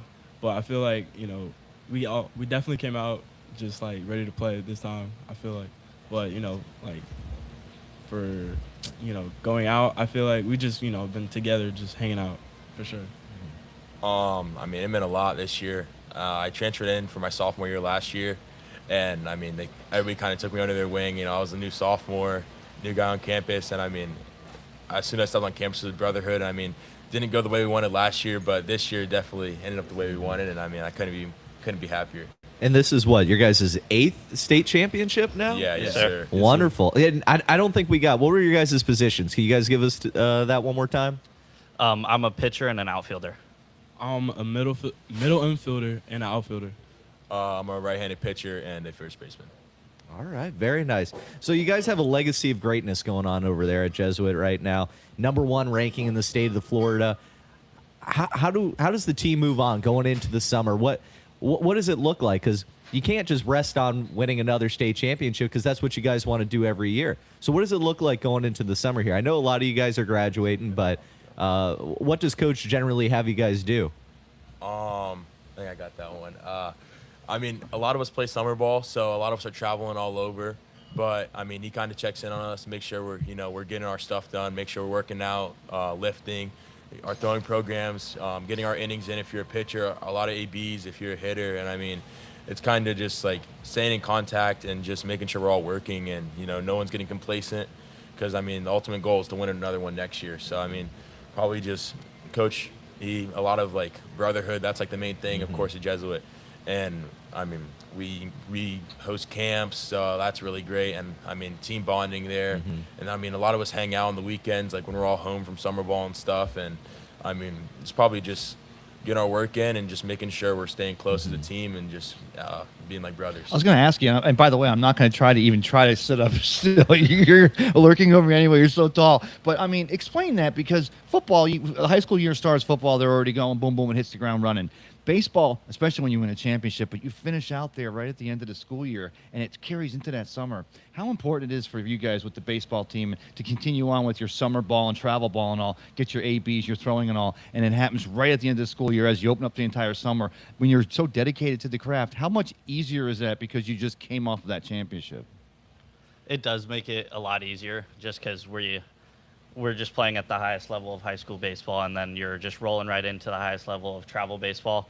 And you also, at least I played with a lot of my high school teammates for travel ball, so it just made it a lot more fun, and just being able to hang out with the guys still and stay in contact, it was just a lot of fun. That's great. So you guys were undefeated in the month of April. Wonderful job. You guys go through lots of shutout wins. You guys collect your 6th straight district title.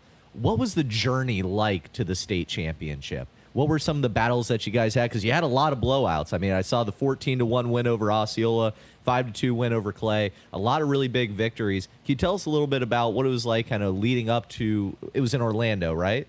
Down in Fort Myers. Oh, Fort Myers. Oh, softball was in Orlando. Whoops. Hey, we had the softball team on. They were going to Orlando. But yeah, tell us a little bit about that journey. That journey, I feel like how our schedule is made, we're like planned to play tougher teams earlier in the season, and then we end up playing, easier teams going more towards, the state title. So I feel like, as we see those harder teams, it helps us, prepare to go see those a little bit more easier teams. Definitely not letting up on them, but it'll help us, just like kind of settle down, but really, attack more. But, getting there, it was just it was just a ride. This year it was so fun. Like, That's crazy. Talking about how you stay engaged, even though you're not letting down because of a team or you don't think you're going up against them. But do me a favor, more along his, because he talked about there was some blowouts, some games you could have had to let down, you didn't. Give us a story, guys. Maybe a bonding story. Maybe something that happened on a rain out, a rain delay. Maybe you had a bad meal. Something that maybe the rest of the Jesuit Bad crowd doesn't meal? know about. Well, maybe just They something. don't get bad meals over at Well, Jesuit. well, Look at I these mean, guys. Give us a story that we don't know about. Maybe it's something you could consider a bonding thing. Maybe it also had a little funniness to it. And it's got to be legal. So. So we were going through a kind of like a little rough patch, and our coach, Coach Miguel, he decides to kick us out of the locker room. As soon as you walk out of the locker room to go stretch at what time we stretch? 4:20. 4:20 before games. You're not allowed to step foot back in that locker room unless you're the pitcher, or the catcher. So I mean, I like that. There was one day it was what, it got delayed or rained. it rained and we were outside. It was raining, so we were outside. So we got sent back in the locker room. Everything happened, whatever. That's old school coaching. Hey, Yeah. the pitcher's got his feet up, just chilling. Like, Yeah, what are you yeah, guys but- doing here? But after, I think, did we lose that game? No. I think we might have lost. I think we might have lost that game. Something happened where Coach Null's got on us about being in the locker room. Something about that. Oh, no. But our third base coach, he got on us about being in the locker room, and that was just, I mean, that's a funny memory to have. Of course, just, I mean, most teams like take that for granted. I mean, we definitely took that for granted, being in the locker room, and but I feel like that kind of like made us lock in more, especially when we get on the field. Like, there's no going back and checking your phone, going to sit and listen to music. Like, you as soon as you step on through those white lines, like, it's time to go, and I mean, there's no letting up. How about superstition? Because you talked about it. Coach wasn't going to let you back in that locker room. There's a hurricane. Any other superstitions we don't know about that you can allude? No names if necessary, but a superstition, maybe a player or a coach on the team. I would probably say like jerseys. Definitely, if we feel, or Miguel, I guess I'm not gonna call him out, but if he feels that we played our best game in maybe our white jerseys, we're probably gonna wear our white jerseys more than anything. But yeah, that's probably one thing I would say. Yeah. I know how that goes. We have a gray uniform, our big game grays. We didn't win a single game in the grays, and Coach banned them for the rest of the season. He said, "We're not wearing these damn uniforms. They're no good." So, but that's great that you guys have that, communal bond. How was it like going back to Jesuit, seeing all your other classmates and everybody after you guys won the state championship? Were they all happy for you guys? Well, we went back and it was exams. Oh. So I'm the only one. They didn't have to go back, but I had to go back. So I had exams, and I mean, it was pretty cool though. Like, I mean, the kids that were still there, they're taking exams. Like, I mean, they congratulate us, of course, but it's kind of, I mean, it's more expected from the baseball team, I feel like, but people still, I mean, they're going to congratulate you because, Yeah. I mean, it is a Did giant any of the accomplishment. teachers give you some slack? Come on, exams had are to. tough. They got it, yeah. right? I mean, we missed we went to the first day of exams, then we went down to Fort Myers. We did the first day, then went down, and then second day was the state championship, and so they didn't make us come back that day. Of course, I mean, we wouldn't have made it back in time. But then that next day we got home late back to Tampa, so they didn't make us come the next day. But I mean, the kids that were there, like, they were congratulating us, and I mean, so hopefully, I think some teachers gave a little slack. What you just described there was a student athlete. It's good to know that we still have student athletes, and I know, gentlemen, I know you guys are definitely part of that clan. Yeah. Mr. Ben? Oh, here, you can take it. No, I wanted to ask you, going back to the superstitious thing. Oh, in all your baseball, anything over the years that you've heard a superstition that you've liked? Maybe one over the years that was a special player, or like a story you've heard of a historic or a legend, someone's in the Hall of Fame, or something else. One kid that I played with in particular, he brushes his teeth. He's a righty. He brushes his teeth with his left hand. Then he goes left sock, right sock, left shoe, right shoe. So I mean, everything. I can't really say his name on air. I don't think. If he No, sees don't this, call him he- out. Yeah. It's not illegal, but no, don't I call think him out. Yeah, he'd be like, I don't want that. Well, how about on the end there? You say you just graduated there. What's your plans to continue your baseball career moving forward? I know you got a lot of travel ball. You still got a lot of ball together as players, but what are you looking to do at the next level? I'm going to play at Appalachian State University next year. Oh, okay. Yes, Tristan, sir. hear that? Hold on. Okay, I App don't State like you in the very much. I house. went to Georgia Yes. Southern. Oh, So I'm a little. Oh, go Mountaineers. Hey, Never hey, know. We've had your number a few years. Not this year. I stormed the field. I stormed the field for football, at least. football, I yes. couldn't tell you Football, about the baseball program currently. But he's a baseball player, but he doesn't want to talk about that. That's fair. All I know is I had a lot more fun at the football games than I did the baseball games.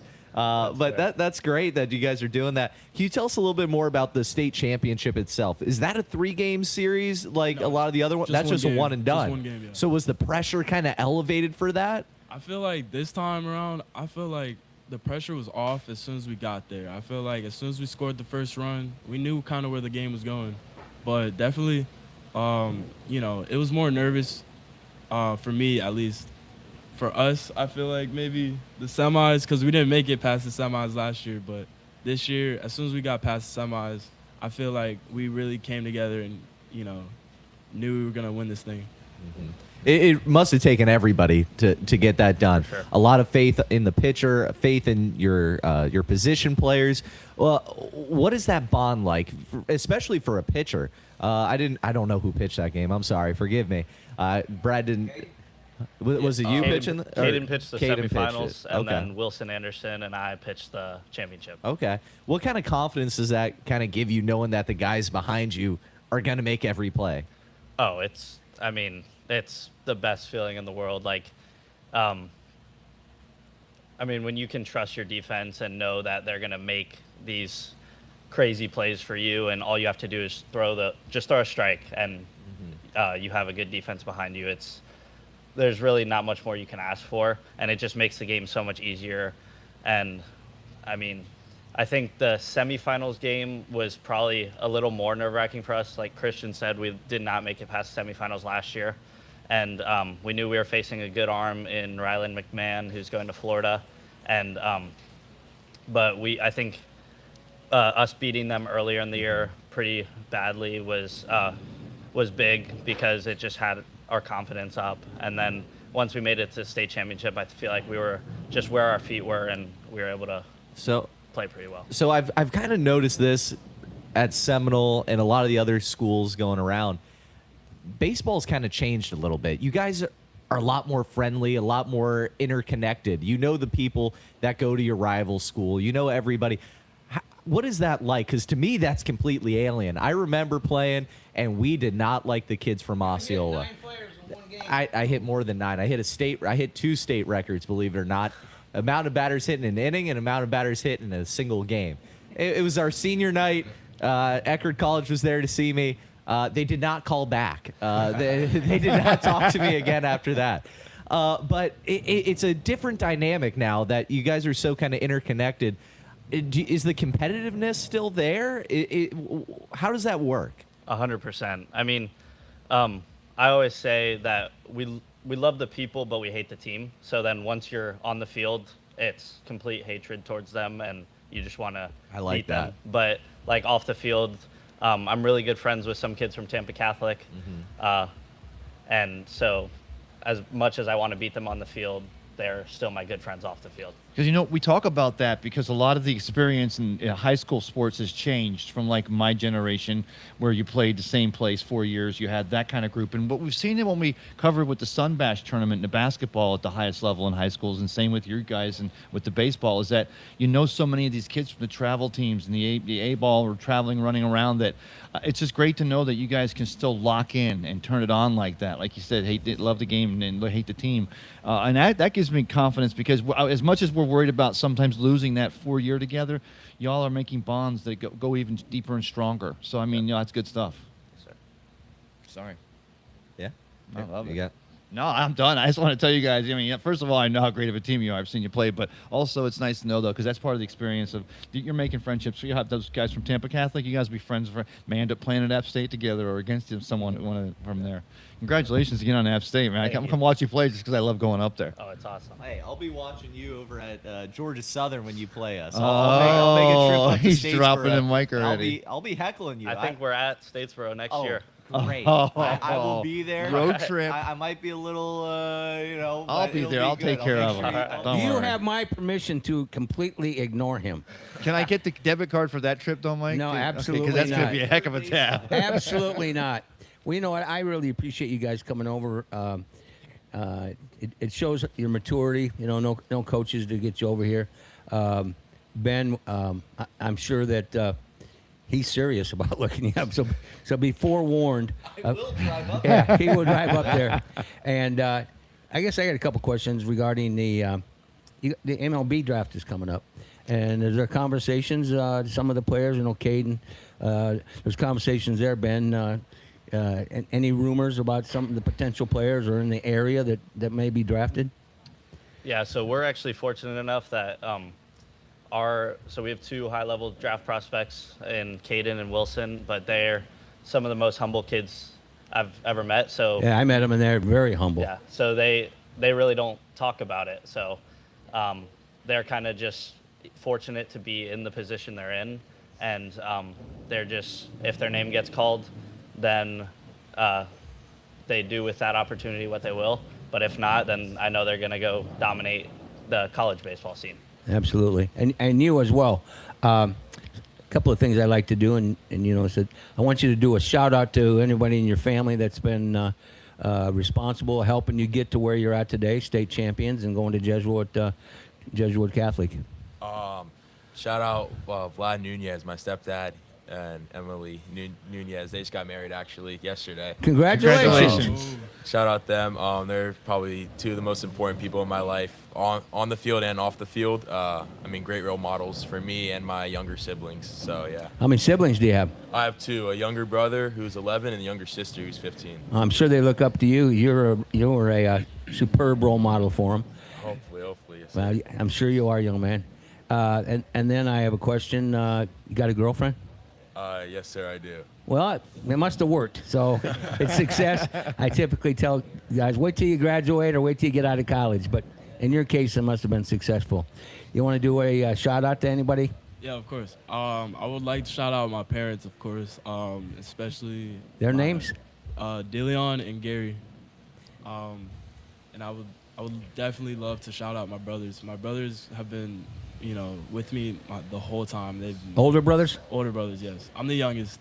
Nice to have older brothers sometimes. Yeah, I got a bunch of siblings, so it's, my brothers, they've definitely stuck by my side the most. So And did they play sports? yeah, my brother, he just he was at Florida State, for his freshman and sophomore year, but he's seeing kind of where he wants to go now. So he's in the portal, so we're trying to figure that out. Oh, really? Yeah, he just hit the portal. So Maybe he'll come down here to USF and you can watch him. possibly.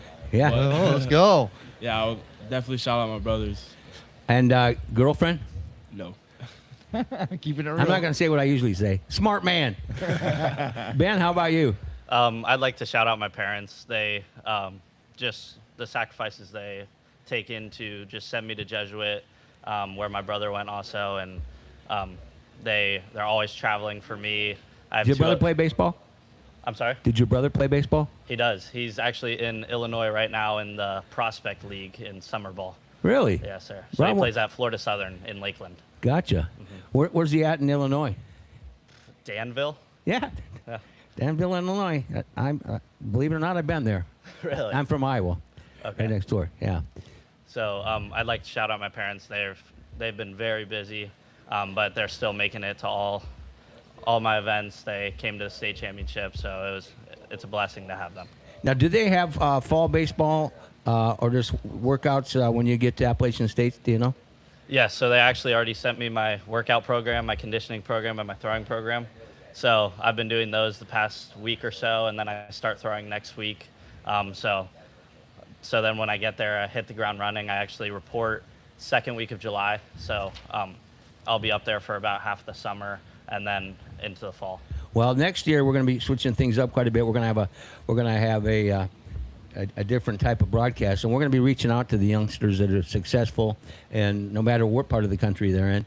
We're going to talk to Caden, talk to you, so don't be surprised if Ben's knocking on your door. He just wants to go skiing when the snow starts, so we'll be up to cover your school coverage. I there got to at mention State. something about Danville, Illinois.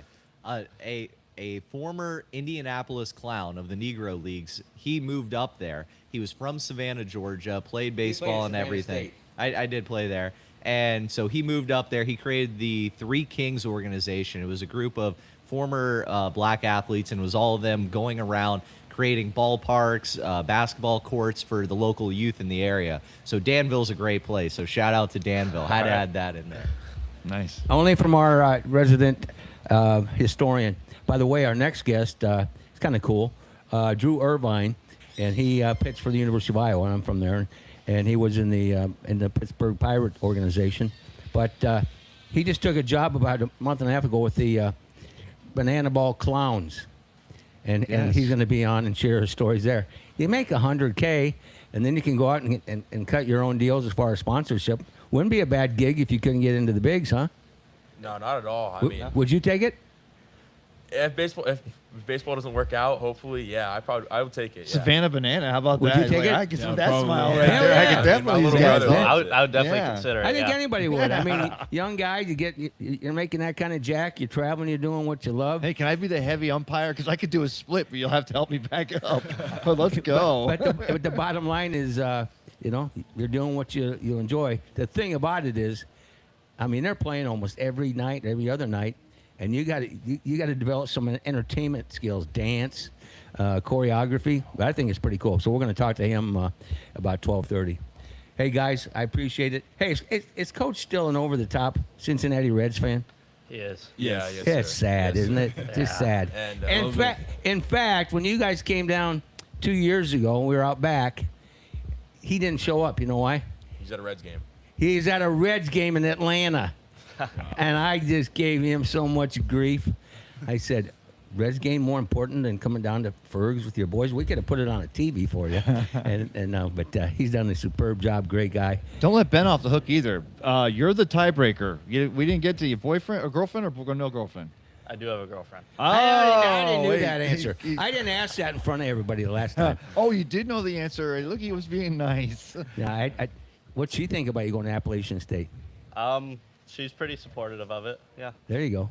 That'll last about 3 months. No, I'm just kidding. I don't mean to be Don't let her see this now. negative, Nelly. Anyway, all right, my man. Thank you very much for coming down, you guys. Thank you for having us. Thank you for Nothing but the having best in your futures, and we love Jesuit, and I certainly look forward to following your careers. us. Sure. Thank you. You bet. Thank you. Better give them a little applause. Jesuit Tigers, #1 ranked baseball. Now you tell this to people across the country. I'm telling you this, fellas. When you can say you're the #1 team in the state of Florida, that carries a lot of weight across America, because people realize that we are the baseball capital of America. Well, Tampa especially. I think there was 84 guys that were in the bigs out of Tampa. I think that's the number. Yeah. Ben will know it. Well, I'll talk to Dan Hirschberg on Monday night, of course. Come on up, my man. Joe, come on back. Dan will be up here. Hirschberg, his book, he writes a great book about all the baseball players came just from Pinellas County, but yeah, from the entire Tampa Bay area. I think that it goes back to the whole baseball gets hot and rolling in the summer, but Florida's always been a kind of place where you can play baseball in the winter. I mean, baseball can be played year round. And I think that's the reason why we've always seen over the history of Tampa Bay. You got him? Plus that with the Latin American tie-in and stuff, that some of the best.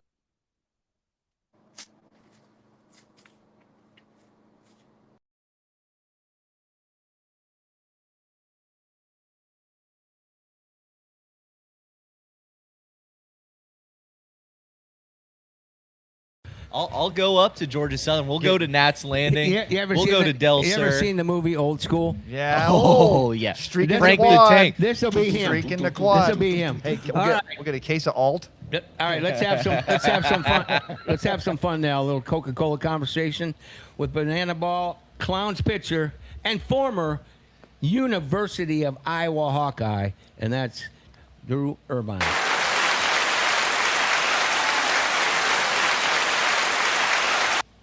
How are What you? up?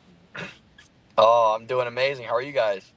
Well, we miss you down here at Ferg's. I knew you liked this location, and when you were down there at that stint in Bradenton, and I follow your mom quite a bit. She's an interesting lady. She's all over the world, isn't she? She's All a over the world.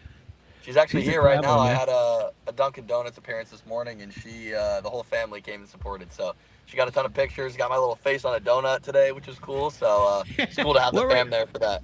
Where were you at?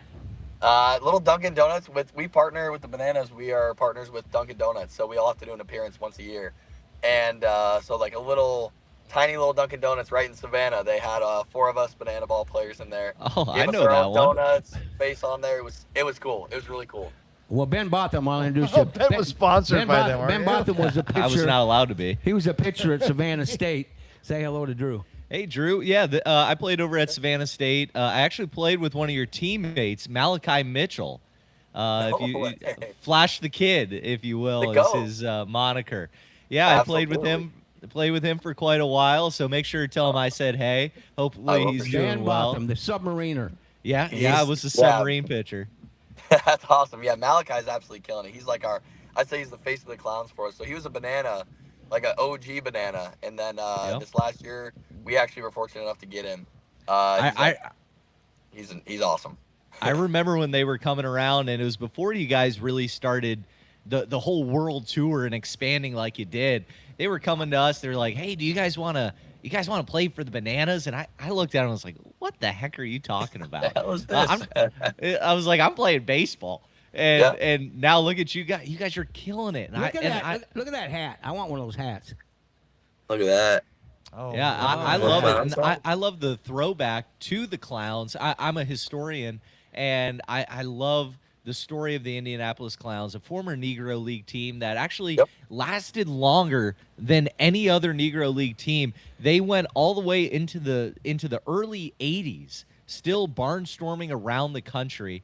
And even some people from Savannah, like Nathaniel Smalls, his nickname was, if you were in Savannah, you called him Cantaloupe, but if you were on the baseball field, you called him Bobo. He was Bobo Smalls, Bobo. and now that legacy is continuing with you guys. And what kind of that must feel so special to continue such a historic name in baseball. Oh my gosh, it's unbelievable. We went to the Negro League Museum last week in Kansas City. We've been, obviously learning the history as we're going on city to city and putting on these shows. But that was something that was breathtaking. We had Bob Kendrick, who is the president of the museum, got to take us Bob's a around good and we guy. got our own little private tour. And man, the stories that you hear there, they almost seem fake because they're so just unbelievable stories. So that was one of the coolest experiences I've ever had. And then obviously get to play at Royal Stadium after, and Bob got to come out at the beginning of each game and give the play ball before both games. And man, what a guy. But yeah, it's amazing to carry on this legacy. To again, like Hank Aaron played for the Clowns. I don't know if people probably don't even know that, but like the names are endless. And just to carry on that legacy is unbelievable. And then obviously like have Jackie Bradley Jr., guys like him, Malachi, Carell Prime, who's with the Bananas, like to carry this on. It's been a pretty cool beginning of the season. It's been amazing. What about your guy Fisher Polydorf? Yeah, Fish or Old Knuckles. He's an interesting fellow, isn't he? He's a time traveler. He was born in 1929, he'll tell you, with his old school voice. And God, he is one of the most interesting, most funny, talented human beings ever. He speaks like 12 languages, plays 50 instruments, pitches, hits, throws knuckleballs, spitballs, screwballs. You gotta talk to him. That guy's a character. I absolutely love doing like content with him. Is hilarious. But he's a historian. He knows more about the game than any of us do, all combined. It's crazy, but yeah, interesting character. The fans love him. He is such a good dude. But yeah, Fisher Polydorf, shout out him. He's amazing. Yeah, I was actually introduced to him through a common friend, one of my old professors, Dr. Adams, Matthew Adams. He and I were talking to him a little bit. But Yeah. I got some other buddies who have been playing with the Clowns, like Dan Oberst. I don't know if you know Dan. Yeah, Bananas, we Dan. played him last night. Man, that guy gets bigger and stronger every time I see him. I swear to God. I ask him every time, I say, hey, what kind of workout program are you on? Like, let me get on that. He's like, just consistency, man. I said, man, whatever you're eating and lifting, I need to be on because he hits the ball hard. The last time I played him, I hit him right up in the ribs. I felt Nice. so terrible. How many people did you ever actually strike out, or you just Make- hit everybody? Making friends everywhere. Hey, I got Bo Bichette when I faced him. That's all that That's matters. right. But That's impressive. But There tell you us a go. little bit about your story. Tell us about how you got with the Clowns. What was that journey And, like? make sure you go all the way back to God's country, my friend. Yo, absolutely. Yep, yes, sir. So born and raised in Iowa.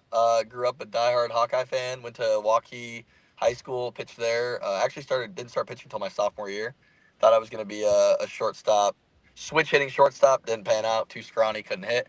So I decided to just focus on pitching. Was lucky enough. Rick Heller gave me a chance at Iowa for 3 years. Fortunate enough to be drafted by the Pirates in the 19th round my junior year, which was an absolute blessing. It was amazing. Did about 2.5 years, just under 3 years with the Pirates. Made it up to as high A in Greensboro, which was absolutely amazing. Loved my time there. And then I actually went to play in Australia in the ABL for 3 months. So I got to play in the professional league out there. Faced guys How like cool was Greg. that? How That was cool was amazing. that? Best 3 months of my life. If you didn't have to have a visa to get in and out of there, I would still be there to this day. I told my parents that. I said I'm never coming back. Golly, it was the most unbelievable experience of my life. We got to face guys like Greg Bird, former big leaguer for the Yankees. So just like talent like that. It's so funny because you'll face a guy like Greg Bird, and then the next guy will be facing just got off his physical therapist. He's a physical therapist, physical therapy job, or a firefighter, and then you're facing a big leaguer again. So the back and forth of like combining just like the everyday Joes like me and some of the other guys, and then like the former big leaguers was just an amazing experience. And then I actually fractured my arm out there pretty bad, and I thought I was done with ball. So I went back to online school through Iowa. I was living with my girlfriend in Nashville, and my mom is a massive banana ball fan, and so is my girlfriend. So they're like, "There's a tryout, you should do it." I was like pushing it off. I was like, "No, I don't know about banana ball. I don't know about banana ball." And actually went to the tryout. I've been playing in a men's league in Nashville, just messing around, not even pitching, just hitting. So I go to this tryout in New Jersey, and I sign up as a hitter. So I'm in there like switch hitting, doing all these tricks in the infield. And Barry Aldridge, our recruiter here in Banana Land, says, "Hey, we're going to throw you 2 innings today." I said, "Well, Barry, I haven't been on the mound in 2 years, dude, year and a half." He said, "All right, well, you got two today." So I took about 12 ibuprofen, gave a couple arm circles, and away we went. And they went well. I mean, threw strikes, got outs, and I got the call back, and they said, "Yeah, you can keep your bat at home. We just need you to pitch." And I was like, "All right." I thought I was gonna get away with it, but no, got here. So I got announced that I was gonna be in the draft a couple months before the draft, and then November the draft came around, and Coach Fox was the former assistant for the Bananas. Gave me a call. We connected really well at the tryout. And he said, like, "Hey, we're going to be looking to take you pretty early. Like, are you interested?" And I was like, "Hell yeah, let's do this thing." So in the meantime, I was living in Tampa and St. Pete, training at Driveline, just waiting for the call. And then once draft night came around, I heard my name in the 5th round, and the rest is history. So here we are in Savannah now. It's crazy. Hey, when you take a look at the economic impact of going to work for them, the pay's not bad. I mean, you're talking 6 figures to have amazing. fun. I mean, you're doing what you love. You're traveling. You're getting to play ball. I just asked these youngsters from Jesuit, who are the #1 team in Florida this year. Yep. Asked them if they dig it, and they said, "Hell yeah!" I mean, you make $100,000, and you get fed, and you travel the world. I mean, why wouldn't a young guy say yes, right? Yeah. They treat us like superstars here. I mean, shoot, we went on a cruise. There's a banana ball cruise, which is mind blowing What? in itself. But before the season, banana ball. I said the same thing. Where's Banana our ball tickets, cruise, Mike? right? Yeah. So it's just us banana ball teams, and all these people are fans. And before I didn't even practice. I hadn't done anything. We show up on this cruise. These people knew my dog's name, my middle name, my girlfriend's first and last name. I said, I haven't even played a game. These fans are amazing. They are diehards. Let me tell you, like like I said, a Dunkin' appearance this morning at 9 a.m. People are waiting at the door at 8:45, waiting to get in and take pictures with us, and it's To meet a meet you, blessing. to meet you clowns. To meet us clowns, literally. Yeah. So, no, it's truly unbelievable. Like I said, they treat us like rock stars. It's like everywhere we go, they treat us so well. The organization's amazing. And your It's mom, cool. I've got to know your Yep. mom through conversation, and 3 or Yep. 4 times she was down here as well. sir. Just a super lady, and I'm not minimizing your pops, but your mom's loud and proud and large and in Absolutely. charge, as they say, Yes, and sir. she's got to be in heaven, man. she's loving it. She's actually, I just walked out of the restaurant to do this call, and Well, she's like, tell "Tell her I Mike I said say hello. hi. Like, let me know how it goes. I'll be watching." So I'm sure she's listening right now. But yeah, she's actually down here for the first time. We played in Grayson in Savannah these last Oh, 2 days. So my mom and dad and girlfriend's family were there. So it's been we won back-to-back games. So they're good luck charms, I guess. But There we go. it was so cool. They were with me in KC last week, and obviously they're teachers. So like all summer they'll be traveling and hanging out. But yeah, my mom, I mean, absolutely loves it. It's been so cool to have the family around. I think like every weekend but two I've had family at. So In it's historic really, really Grayson cool. Stadium, one of the oldest stadiums still being used, and Jackie Robinson's Negro League All Stars played there. Satchel Paige brought his All Star crew there. He's in heaven. It's Ben's in heaven right now. It's an amazing stadium. But I gotta ask you, you're in Savannah now. Have you been to Geneva's world famous chicken? No, I have not. I Oh, actually have not even heard of it.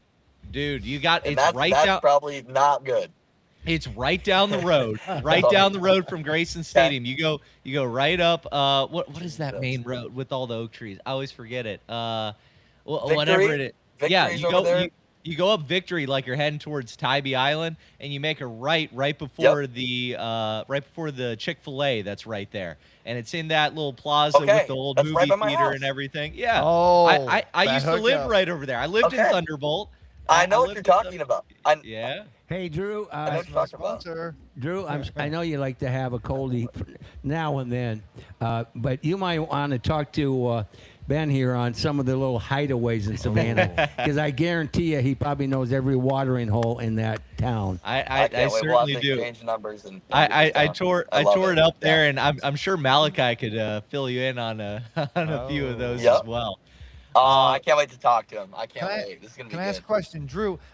Does it still? Are there still players and even still yourself that can you feel it when you come away from these performances, these games? When you come away there, can you know they're bringing some baseball people? You're bringing kids that have never seen baseball. They didn't know what it was. They know it was something that was on TV and their parents would flip by it. But now you're making people fans. I mean, does it still just make you just jump out of bed in the morning, just so excited to do what you do because you realize at the end of the day you're making that kind of an impact in some of these lives? It's amazing. We have fans that show up. I think as early as in Anaheim they were 5 hours before first pitch. So the fact that we get to interact with them and like make an impact on these kids' lives, these families' lives, I mean, I don't have words for it. It's amazing. Every single day, like we get, like you said, you get to impact one kid and make a kid's day or make a family's day. And I mean, it's called. I mean, it's fans first organization, like fans first entertainment. So that's what we're all about. And it is amazing. Some of the stories we've heard from these fans and these people and how far they've traveled and how much like we mean to them and how much they mean to us. It's unbelievable. Like I said, like at Duncan this morning, I know I keep referring to it, but like there was people that are at our games last night, stayed before driving home just to come again and see us one more time before they took us. So I feel like we're making an impact on lives, and you can go home every night knowing, like, we really were fans first, did whatever we could to put on the best show for them and make their day. And it's so cool. We bring fans into the dugout. We bring them on the field, pregame. I mean, there's a fans first warm-up. Kids come out there and get everyone pumped up. It's cool. And I absolutely love Major League Baseball, and I think it's trending in the right direction. But, like, I feel like it's just a whole different fan experience when you come to a banana ball game. Yeah, it's great over that Grayson Stadium. They do all you can eat food, hot dogs, hamburgers. They do it all. But I got to ask you this, because a lot of times you guys get the comparison to the Harlem Globetrotters, which I want to point out, they came after the Indianapolis Clowns. They came after all these barnstorming Negro League teams were doing what the Harlem Globetrotters were doing. Now that you guys are out there and you're playing all these games, you guys are still competitive, though. You're playing real baseball. Though you do the tricks and the fun things, it's not as necessarily a scripted, okay, the Harlem Globetrotters are going to win today with a 4-point bucket from a special shot. You guys are playing the game, but you're making it entertaining. 100%. 100%. It's really hard. Those first few outings for me were very difficult. I guess in spring training, I kind of got over it, but to separate the competitive nature that you have in yourself to like, all right, we're here to entertain. You know what I mean? Like, if you put on a great show and I let up 4 home runs an inning, that's great. That's a good day. Now, if we don't put on a great show, but I have 3 or 4 strikeouts, I feel good about myself, but was it a good show? No, probably not. So like, it's just the back and forth of that in your mind, like as a competitor growing up, not knowing any different, extremely hard to separate the two.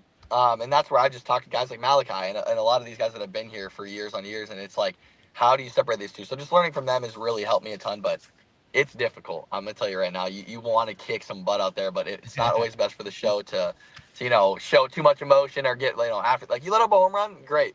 Fisher, I'll tell you, he goes and shakes their hand and walks them around the bases. Like it's awesome. It's just it's completely different mindset for me. So there are moments definitely where it's like, all right, let's get after it. Let's be competitive. Let's try and win a game. But then there's other moments where it's like, all right, let's take a step back and realize, this is a show for the fans and the people. So do you have like a signature move, a special celebration? Not really. We have a lot of entertainment. Come on, man! pictures, You got to get something that relates to your Iowa upbringing. That's copyrighted. He can't show you too much. That's part of the script. Yeah, I mean, my number is 67. I don't know if I mentioned that yet. So I get a little, the little 6-7 action. Kids love that. So that's probably my signature move. But as far as on the mound, like we have a ton of guys that are entertainment guys. So Clark Gilmore is known for his famous behind the back pitch, which is blowing up all over Instagram and TikTok and whatever. Fisher's known for his old knuckles act and being an old school guy throwing knuckleballs on the mound. We have Matt Wolf, who I don't know if you guys are familiar with. He's one of the longtime Bananas, and he's been in the organization forever. He's actually, the logo is him, and he's a rodeo clown. So he brings his barrel out there, does a backflip off it, does cartwheels and pitch. So it's pretty hard to outdo that. So I kind of just, do my 6-7, throw my pitches, and hope they don't hit it a mile, and we're good. There you go. You're watching the Tampa St. Pete Sports Connections production on our YouTube channel, also streaming on RadioStPete.com and Florida Sports Streams and archive on Spotify. Brought to you by our great friends at Coca-Cola Beverages, Ice Pick Vodka, Shipyard Brewing, and we're having a conversation with Drew Irvine. He's a Banana Ball Clowns pitcher, and let's talk about the fam. Your mom's got to be ecstatic. Has your brother had a chance to come and see you yet? He just got done playing at SIU actually as a fifth-year grad transfer player. So he just got done. He's actually coaching down at Cressy facility down in West Palm. So he's on the other side, other coast. Okay. Gotcha. So I'll get to see him here soon this summer. But he just got done with his season. They actually made it to the championship of the MVC tournament, if I'm saying that right, and unfortunately lost. But had a great 5-year career, and I think he's happy to not have the 5 a.m. waits anymore and the stressful long days of baseball. But I told him, I said, you want to be a Banana Ball guy, you'd let me know, come on over, try it out. But he's more of the serious kind of ball player. He's more the analytics and stuff like that. So yeah, he's down at Cressy. He's doing well, but I'll see him here soon. Then mom and dad are here for the day and driving down to go visit Matt tomorrow. So it's good to see everybody. Growing up in Des Moines, you said you were at Kaufman the other night. Were you a Kansas City Royal fan growing up? I like the Royals for sure. I was a bandwagon Red Sox fan for some reason. But, oh, my God. What the hell happened to you? I know. I was a big Dustin Pedroia fan. But, no, I had over 100 family members in 2 days, friends and fam. And Casey's so fun. It's a great city, great sports city. So it was absolute blast to see everyone. I got to drive up to Des Moines after and actually flew out of there. So, man, there's nothing like a summer in the Midwest, I'll tell you that. Well, I love Kaufman. Went there quite often. My son played golf at Rockhurst in Kansas City. Yep. And we enjoyed that quite a bit, my man. All right, when's the next game? Tonight, 7 p.m. on YouTube. Oh, it's on YouTube? It is. Yep. All of our games are streamed live on YouTube on Banana Balls. It's either Savannah Bananas or Banana Balls YouTube, and then some games are on True or TNT, and then every once in a while we play an ESPN game. But I think tonight is just YouTube. Yeah, I always pick them up when they're on True, for sure. Yeah. What's the biggest crowd you've played in front of so far since you joined them? Gosh, Anaheim was crazy. This would be a long-winded answer, but we actually got to perform at Disneyland in front of 80,000 fans dancing, which was ridiculous. 40,000 the next day in the stadium, then 40,000 the next day. So technically, 3 days, 160,000 fans, and I danced in front of 80,000, which is about 100 times more than I've ever pitched in front of. Pretty embarrassing, but Like the dancing's quite definitely not there. But yeah, I got to dance in front of more fans than I pitched in front of, which is crazy to think about. But Anaheim was definitely crazy. KC, the grounds crew was telling us they haven't even seen half the stadium filled up like it was for our game. So I mean, 40,000. It's crazy to look up. Like, you almost have to just like tune it out. It doesn't feel real. It's crazy. Well, what could you cut the rug, as they say, the old school? Could you dance with the dam before you joined these guys? Well, I'm picking up though. I'm learning from Malachi. He's teaching me. We did a Chris Brown dance 2 weeks ago, which was so far out of my league, and he taught me. It took us like we stayed up all night doing this thing, and I will say I killed it, but it took a while. Malachi had the moves, and if you get a chance to talk to him, ask him about old Vice. We used to go to Vice together every once in a while down there in downtown Savannah. So make sure. I don't even think that's still around anymore. I'm gonna ask him. That's so funny. Yeah. Let him know Ben Botham said hey, and I just shot him a text. So I don't know if he'll see this, but he will. I love that you guys are carrying on the legacy. No, I appreciate that. I will bug him for sure. Absolutely amazing. I love Malachi. All right, Drew. Last thing, these guys, they expect this question. Our University of Iowa Hawkeyes, great job in basketball, and football this year looks pretty promising. I love it. You know, every year we're gonna take care of the home games. I mean, I'm so excited. I hope I get to go to one game this year, but they're looking good. They brought in some good talent. I'm extremely excited. I don't think I've ever been more pumped for football season. As I'm getting older, the more and more I look forward to it. So I'm hoping for a good year. I know we lost some studs, but we always the recruiting's been on the up and up. We're doing better. We got a couple good D-backs coming in, a couple linebackers. And then I know we got a pretty talented quarterback coming in. That's what we need. We need a Brock quarterback, and as they said in Top Gun, the need for speed. We need speed at Iowa. We always do. Wet Jen just left. I mean, golly, he was drafted. I think actually drafted by the Steelers as a return man, which you don't see very often. So that was really cool. That kid's got wheels, though. Woo, we need him back. Do you guys get an off season then too? 2 months, November, December, and then we're back in January. So we'll see what that holds. Wow. I'll be down there for sure. I'll come see you. You come see us in person to bring your mom and the fam and the girlfriend. Deal. All right, Yes, Drew. sir. Thanks for taking time. I thought this would be a great conversation. I knew Ben would be in heaven. A trip back in time. Well, I know half of his buddies out there, and he's in my city over there in Savannah, man. That's my neck of the woods. I can't wait to talk to the guys and ask them. Geneva's, and I'm going to talk to Malachi about Vice. I got it down. Oh yeah, absolutely. Go check out Electric Moon too. They got a slide going down. They got a slide. Is that a bar? He's already there. I love it. It's a rooftop bar. See, he knows what I'm talking about.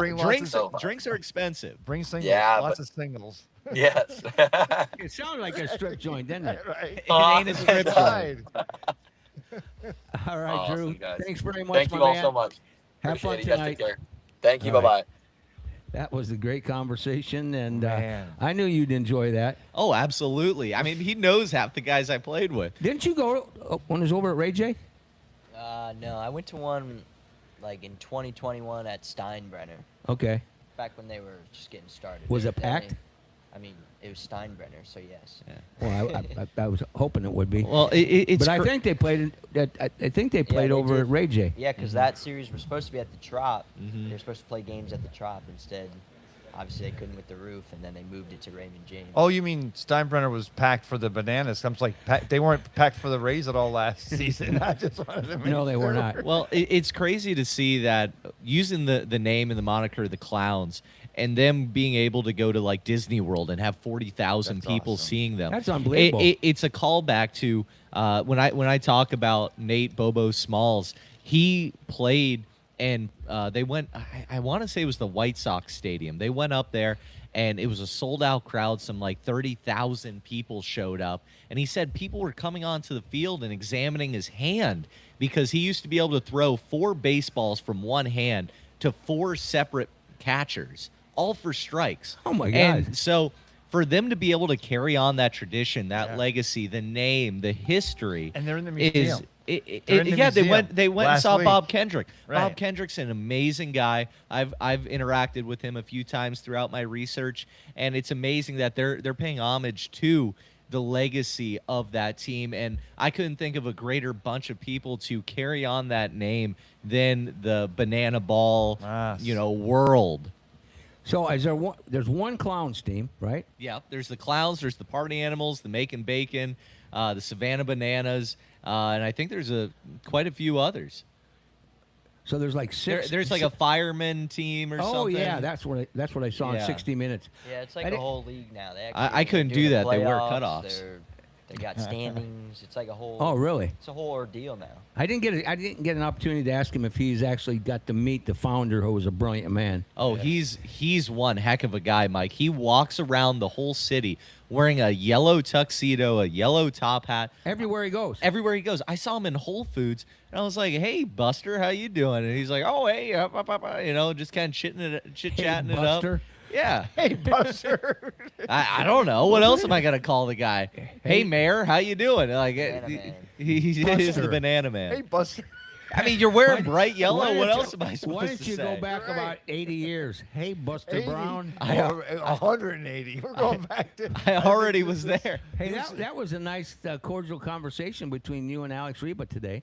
Well, okay. Well, the No, thing. no. No. Let Satchel me just get Paige this. Is better than Aaron Judge, right? Ben Mike? That is 100% factual. But you have to understand that there's a difference between liking sports and following the statistics and knowing the analytical this, that, and the other, and actually knowing the game of baseball and appreciating where it came from. Because if you're saying that Bob Feller and Satchel Paige, the heater from Van Meter, couldn't strike out Aaron Judge, who love gets Bob Meter. 200 a year, I had the heater many times on my show. Hey, we got to wind things down before you get wound up. I'm already there. Yeah, exactly. Oh, you were doing so good too. Hey, by the way, Monday night, you're gonna Monday night, we're going to be out here, before the Rays Red Sox. What are the and of hours? course, we're going to be out here from 5 to 6 because the game's at 6:40. Start picking up over here. That you get down here early and often, and down to world famous Fergs. And then also we have the we're gonna put that on YouTube. Yes, sir, On our on the- YouTube on the sport- channel. on the You Sports guys will be Connection helping YouTube us, page. and looking forward to that. And that'll be part of our initial launch into YouTube TV for Fergs TV as well. Well, guys, it's been a great show. I'm Mike Rickett for Alex Reba. Ray Kennedy, baseball Ben Botham.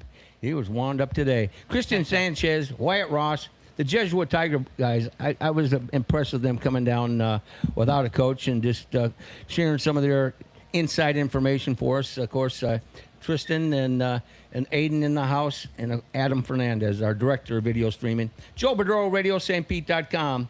And keep in mind, the Rowdies and the Rays are on a roll. Enjoy it here, and we'll have Tampa Bay in 2026. You've been listening to the Tampa St. Pete Sports Connection, a Shipyard Sports Connection production, wishing you and your families a fabulous weekend. God bless you, God bless America, and have a championship week.